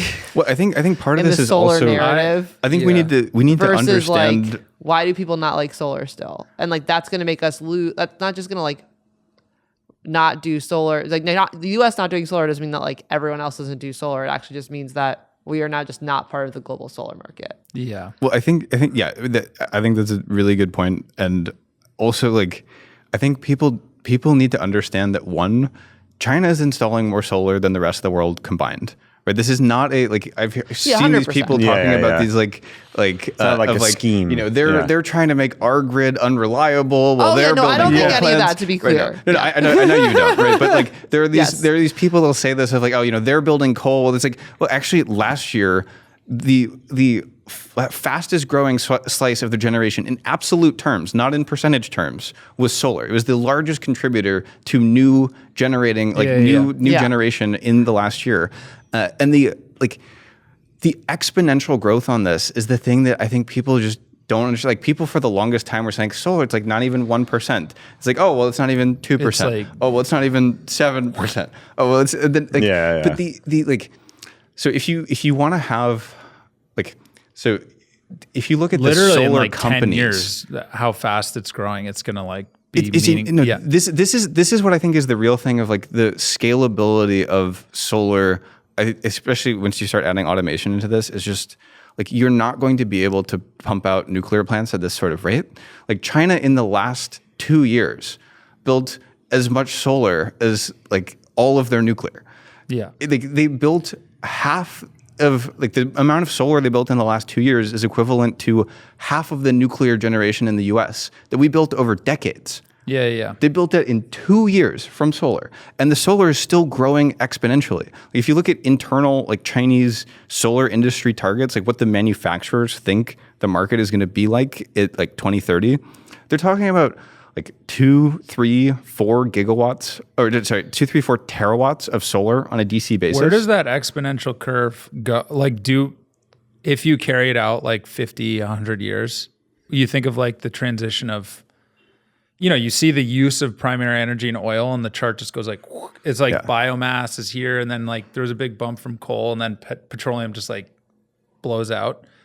Are we just gonna like get another exponential curve from solar essentially that just like dwarfs even those scales? I think like over the next like 50 years. Well, yeah, I think solar. Like, are we gonna like 10x the? Well, so solar has been 10xing every 10 years for something like 50 years now. Yeah. So it's like it's been incredibly consistent in this exponential growth, and at every point in the process, people are like, "Oh, well, we couldn't possibly sustain this for one more year." Like, there's that famous chart of the like all the IEA projections. They just flatline every time. Flatline every year, and every year it grows exponentially. But how on a primary energy scale, like the 18 terawatts, where do we go with 50 more years of that? Well, so like if you look at today, right? Does it just replace existing fossil fuels, or does it like? I think it's going to go. I mean, it's going to go way, way above it, because even just the energy, just to get the whole world up to an American level of energy, we're talking about 4x. Yeah. Right. And we will get some efficiency gains with electrification. So maybe but how fast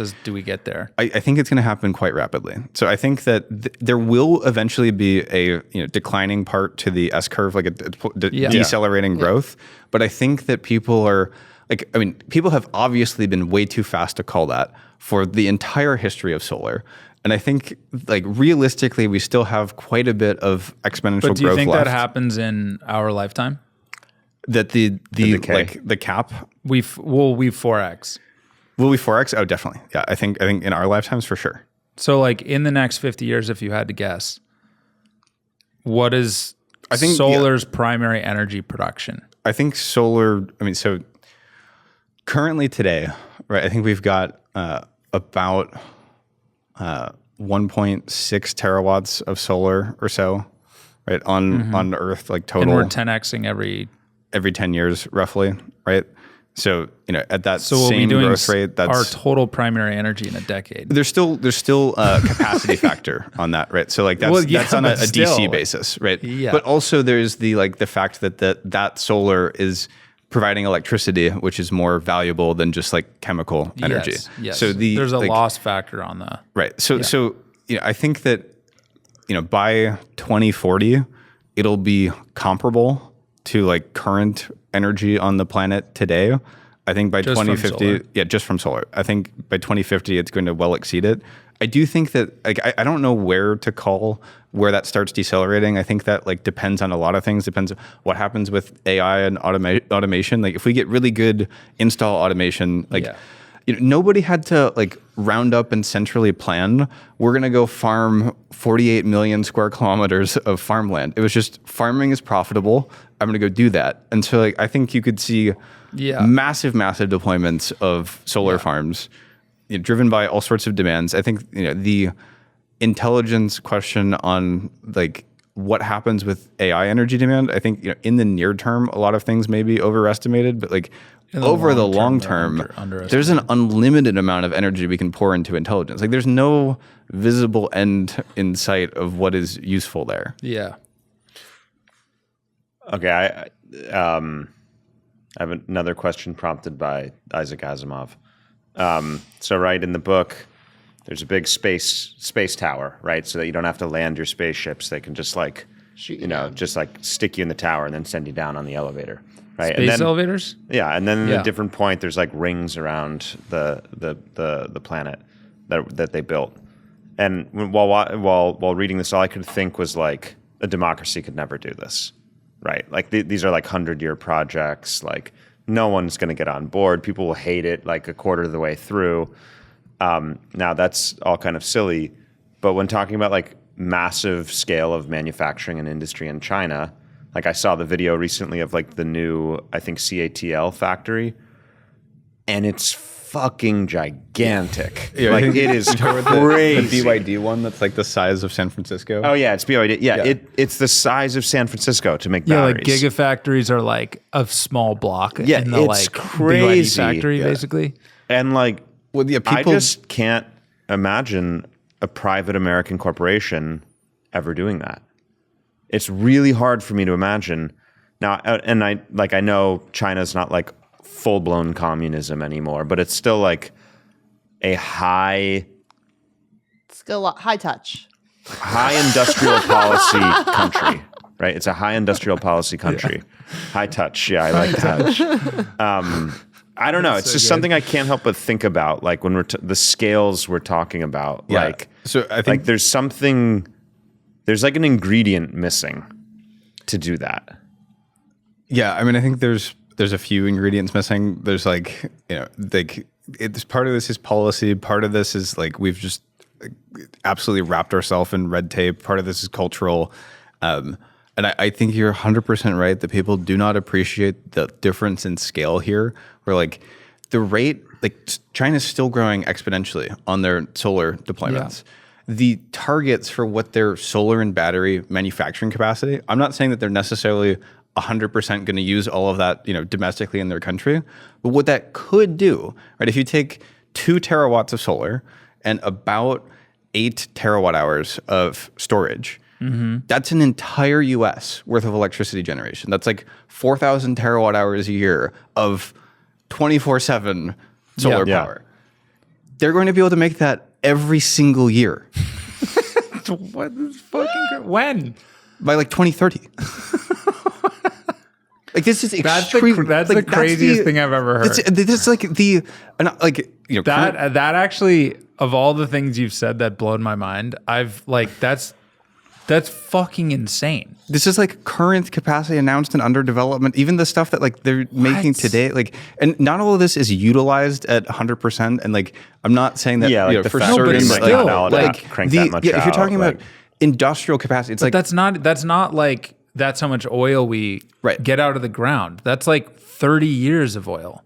Right. So it's like multiply that by 30. The exponential. This is what I'm saying of like that's fucking this insane. Is like the amount of solar and storage that they're building is equivalent to building an entire US power grid. An entire US power grid per year. Every year. By 2030. By 2030. What? And like, there's no other resource on the planet. Why did it take 2.5 hours? This is why we pod for long, because you just find the nuggets like that. That's fucking insane. Yeah. But what is this? Like, I can't even wrap my head around this is the thing that I'm so frustrated about the like Western conversations around solar, is that we talk about solar as like, oh, it's low energy density, or oh, it takes up so much materials and whatever. And I'm like it prime is farmland. The only thing that you're going to be able to deploy at terawatt scale every single year, and it lasts for decades. Like the decline curve on a horizontal well in the Permian. You're talking about like now. What is China at now in terms of solar? So, and what is the U.S. in terms of global energy consumption? In terms of global energy consumption, like what %? Yeah, I'd have to think about this for a minute, but just because I'm like, you're making a new biggest energy consumer every year. I think on a primary energy basis, we're about 10 kilowatts per person, and I think we have about 340 million people. So. Out of the 18, you're doing the math that way. I love how you just always go to primary. He's just going so for it. So it's like roughly 3 out of the 18 terawatts. Yeah, I would have guessed like 10 to 15%. Yeah. What? And that's you were saying specifically they were manufacturing. That's the manufacturing capacity. Yeah. That's not necessarily installing. Right. But still, it's insane. But they would have they will have set up the ability to do that. Yeah. Whether or not they actually do that, or whether that goes to the rest of the world, or how that all, it's like an entire US every year. I can't wrap There's my head no around other that. energy source that can grow like that. There's no other and because people can just deploy it distributed, you don't need like a crazy centralized operation to be able to go put it everywhere. There's 2 questions I've been wanting to ask you. This is like kind of a crazy segue, but we're going to do it. We're going to do it. Is DC, like, why are we doing shit in AC? So like, if you're like producing a US power grid every year in 5 years, why the fuck would we be living in an AC paradigm anymore? So like you could just rebuild the entire US grid, like all DC and distributed with one year of output. So like how is this going to like change how we build power infrastructure? See, Are you a DC maxi as well, or? I wouldn't necessarily say I'm a maxi, but I'm definitely very bullish on DC. Like I think just to kind of outline this, like most of the things you interact with on a daily basis are already going to be DC, right? Like LED lighting is DC. A computer is DC. An EV, it charges DC. Yeah. Right? Like solar, DC, battery, solar, DC, battery, DC, heat pump, right? High efficiency heat pump, DC, right? Like all of our big energy uses. Data centers? Wait, so data centers are full of computers, right? And they ultimately do run DC. There's been like early data centers actually ran on a DC architecture, and then they adapted them to run like inside of buildings that had first 120 volt AC and then like 120, 208, like three-phase, low voltage three-phase.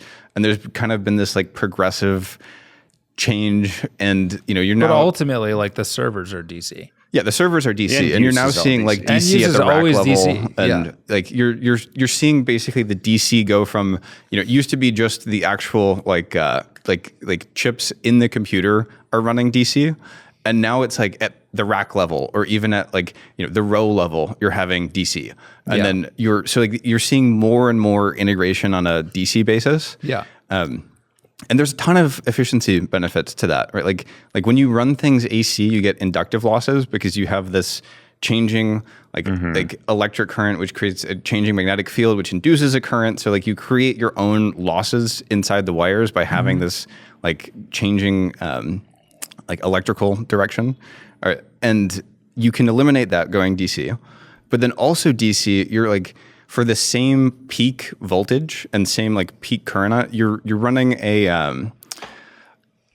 like you effectively can run your wires at higher voltages because you get to use the voltage rather than the RMS or the root mean square voltage. So you have, I'll give you that one. Keep going. like basically like AC, you have to insulate it to be able to handle the peak of that like. The peak of the waveform. I see. And DC, you get this constant waveform. Yes. Okay. Right? Okay. So it's kind of like why we like use a T&D problem. Well, it's like why we use three-phase AC because it just like helps us fill in that better than like single phase. Yeah. But DC is the best you can get. It's just flat, right? It's like it's as good as you can get. Stop like canceling the waveforms with each other. Yeah. Yeah, and there's a lot of like you can get really into the nuance of this of like even in like the AC power supplies in a typical computer, you'll first rectify the power to get a DC signal. Yeah. And then you will like do your voltage transformation at way higher frequencies.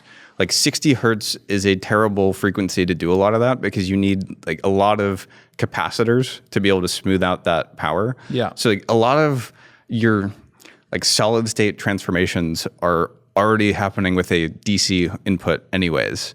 The real thing that's nice about AC is that like regular oil-filled transformers are just extremely cheap. And that allows us to very quickly like and cheaply have big voltage differences. So we can generate power at a medium voltage and ship it at high voltage and bring it back down to medium voltage and bring it into low voltage. And it is more expensive to do that with DC. Whether that eventually becomes like cost so that's why you're I don't know. Bullish and not a maxi. Yeah, and there's a bunch of other stuff of like AC is really useful for things, but even a lot of things that we drive AC will actually first transform something to DC. Like we'll use it like an AC motor in an EV. You'll use a DC source, and then you'll have your like motor, your actual like drive control unit is going to generate its own frequency based on what is actually required for the car. It's going to like supply exactly what's needed to run that. It's like its own little bespoke AC. Yeah. Yeah. The sort of like just dumb 60 hertz regular signal, I think like that's going to be less important in the future, especially like when everybody has batteries everywhere. Wait, so if I just is the implication of what you're saying a step back on transformers being really cheap? How much of like, I know my fridges are 240. use a 240 depends. input or 120? Probably. Depend. Most fridges are, But, I like, think, 120, but commercial fridge might be If 240. I think of like my in Europe, it'll be computer, my 240. car, my fridge, my like most of just like standard stuff I use, or even like go to a data center, server racks or whatever, like within any given system, there are varying components that want different voltages, so that like having it all be AC to DC, you can use like a cheap transformer on each of them. I know my computer charger is a converter, but is there also like a voltage change happening in my computer that's different than like my car, obviously, but like how relevant in any like household appliances are one thing, but like you still want an AC system architecture, just because it's like, even if you have a solar and storage on site, it's more expensive to like step that up and down based on your usage on site. Yeah, and I'm not an expert on some of the details here, so I will couch this in that. But like my understanding on this is that when you're talking about lower voltage transformation, so things of like inside a computer, it's actually cheaper to do that kind of. If you want like a lower DC signal, it's cheaper to do that with solid state electronics than it is to use like your typical magnetic windings. But if you're trying to transfer something up to like hundreds of kilovolt level. That's really interesting. Yeah. So do you know Blixt? Because I was going to ask about this too. Yeah, I don't know enough about this to be able to like give a real take on where I think that like I think there's potential there from my understanding, but I can't. I'm not going to like be able to make a prediction of, you know, is it all going to go solid state? I don't know. I still think that there's based on what you're saying is like in some smaller cases, solid state does win. Yeah, wait, and there's That also like theoretically, there's like a lot of surface area for Blix to like. Yeah, I mean, I think theoretically a lot of stuff you could go straight from DC to like distribution voltage, and like that might make sense. And I mean, I think. Well, we have like so much inertia in the current electricity system that we have, and the voltages and all the standards and everything. Like from first principles, we probably wouldn't do it that way. Like there's all sorts of things that we're doing that aren't really optimal from like we chose 60 hertz and Europe chose 50 hertz because this was a compromise between the low frequency systems that were used to drive motors. We had stuff that was like, 10 to 30 hertz, and the high frequency stuff that was used to drive lighting, because like the your light bulb actually slightly dims 60 times a second. So there's some slight like flicker on even an incandescent bulb does this because it actually cools off and heats up 60 times a second. And so you and would if it use were lower frequency, you'd actually more notice it. noticeable. Right, yeah. And so, but the thing so is that like, was just like a choice. well, yeah, so we just kind of like split the difference, and like we like rather than building two parallel power grids, we're like, this is good enough for lighting. It's not as good as a 100 hertz system for lighting. There is still some flicker, and some people are sensitive to it. And even with an incandescent bulb, there's still flicker. The only way that you don't get any flicker in a light bulb is if you run it DC. And and like a motor. I'm not just a Mark Jacobson was right guy now. I'm a Edison was right. Edison was right. Well, this is Our like boy right here on the table. He's got a dollar in his head. I don't, there's a lot No, that's of Einstein. That's Oh Einstein. shoot, sorry. like. Whatever, same thing. I think there's a lot of value in DC, but I think there's a lot of stuff that's still going to run AC. Like even when you have like a DC battery in a car, an AC motor has AC induction motor has a lot of advantages. You don't need any permanent magnets, rare earth metal. You can build that with just like iron and copper. It's like if we want to make massive amounts of motors to do a lot of stuff, like that's a really useful pathway to have. Right. Okay. I got what this is the second question I had for you. Why doesn't and will they ever Tesla make their own cells? Their own battery cells? Yeah. I mean, I think They make cells. they have like they? a partnership with Panasonic, I think, and they have like they have factories in the US for cells. I don't know exactly like how much of that is Tesla run versus Panasonic, and I know see. they're making the. I still thought they got a lot of cattle stuff. I mean, they do. They do. So they buy like LFP from CATL. And Yeah. I don't know. I mean, I think their standard range Model 3 was doing that for a while, and I don't know if they're still doing that or what they're like current. But there's nothing like stopping them from like vertically integrating that component.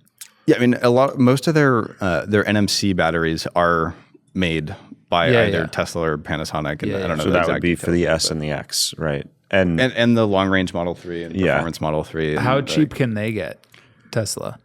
the cells? Yeah. I mean, I don't know exactly how cheap NMC is going to get. I think there's always going to be a cost premium, at least from how I'm looking at it, relative to LFP, just because LFP uses the most abundant stuff possible, and I think LFP is more than good enough for the vast majority of things that we want to do, and in fact, better in a lot of critical ways. Like LFP has much better durability than NMC, so. That's actually way more important for a stationary energy storage system than like double-digit percentile difference in your energy density. Yeah. Like whether the thing on my wall weighs 300 pounds or 400 pounds really doesn't matter. And even in the scale of like a battery in a car, it really is not that important. Yeah. It's kind of funny how like 6-7 years ago, nobody was using LFP. Yeah. It was just very established technology. Like nothing new has happened really, other than I guess manufacturing scale. The only batteries you could buy, like stationary batteries you could buy from LFP, were from these like two pretty niche companies. Like in the U.S. at least, you could like Simplify. Yeah, Simplify and like Blue Ion or whatever it was called. Yeah, it's a weird thing, and it just makes me think. Like it makes me wonder.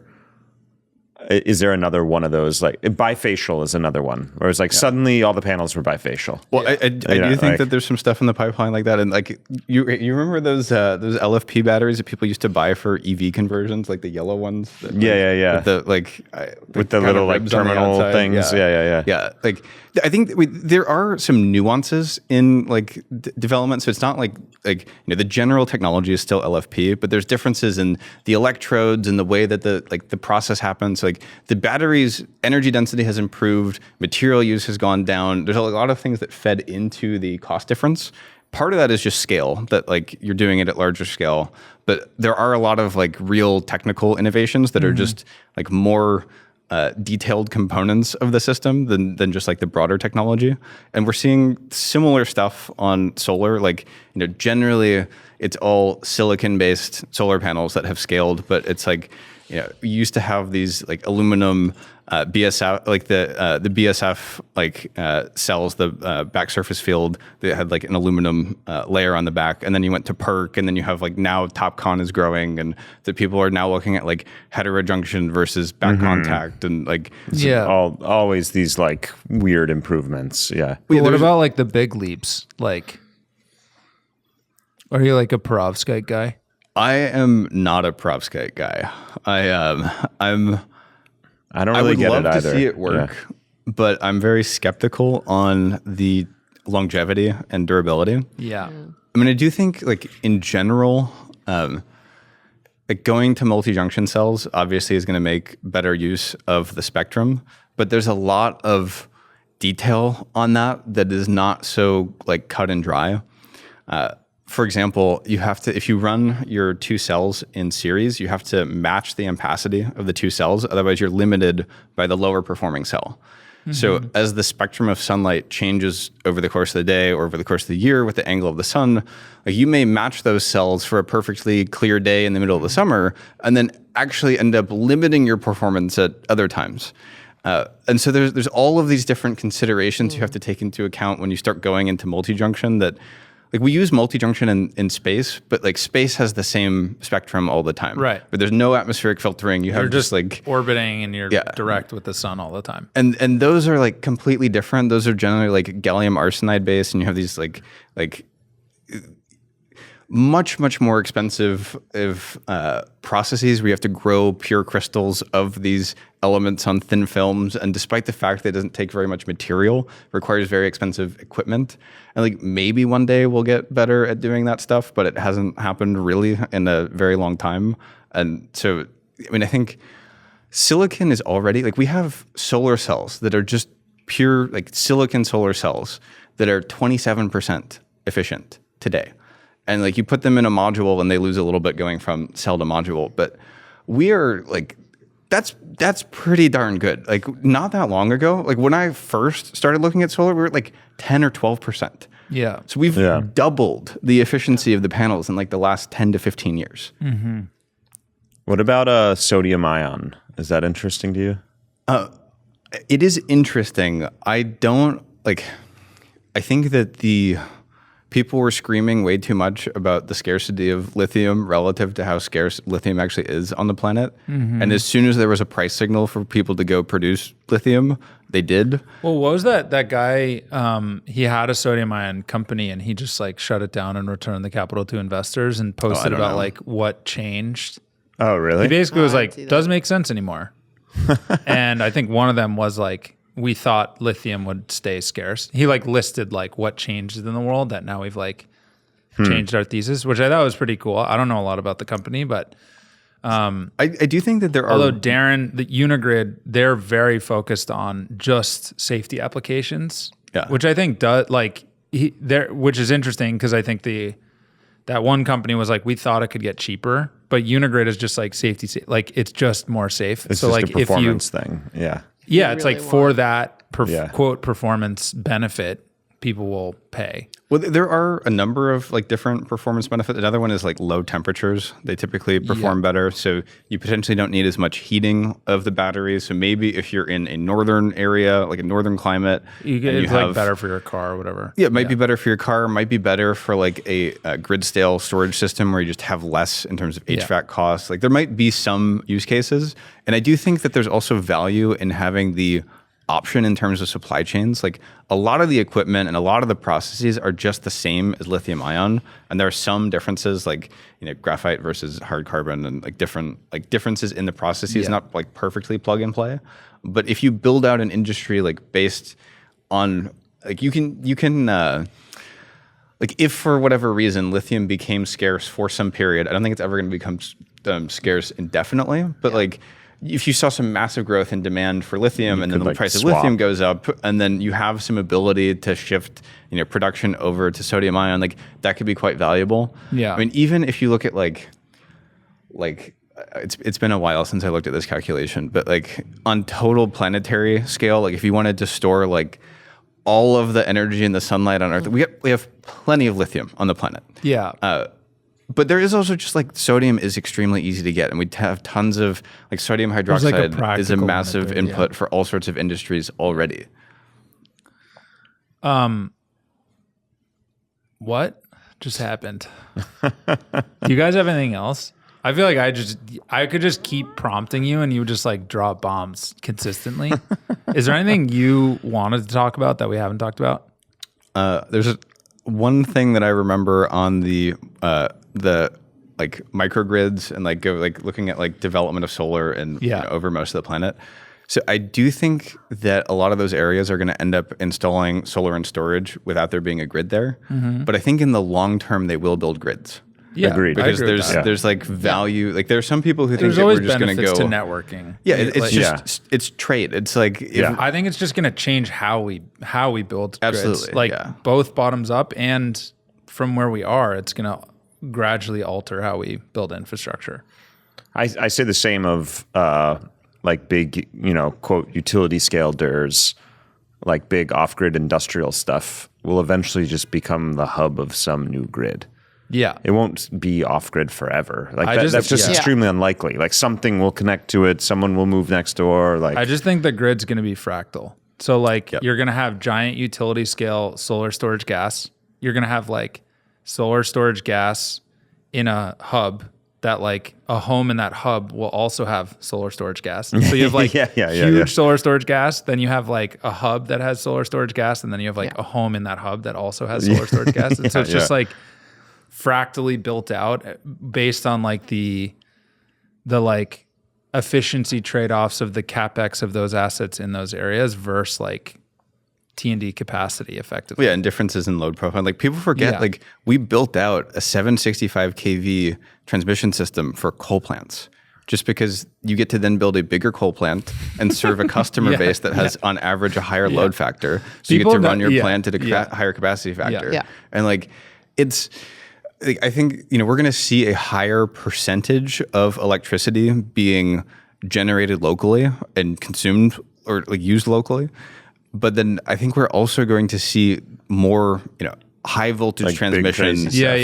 Yeah. Just because we are increasing the total amount of electricity we're using, and there's still going to be consistent differentials between geographic areas where it makes Yeah. sense to trade. There's like Yep. super highways and then like Yeah. Were you gonna say anything, or were you just like, I'm done? My brain's like broken in a good Do way. you guys have anything else? I don't think so. We thoroughly went through our list. Yeah, very thoroughly. Yeah. I think we're set. This was very fun. Jesse, you're the man. You always blow my mind. This might be our longest pod. Yeah, it had to be.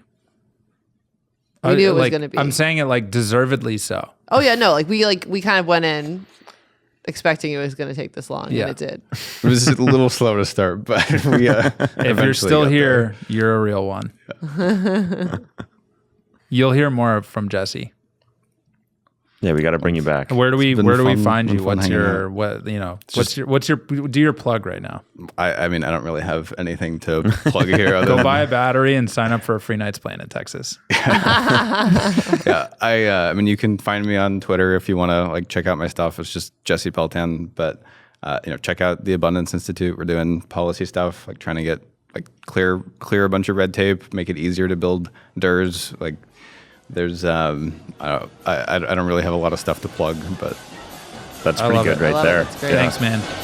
Alrighty. See you guys. Listen on. Listen on. This is the truth of it.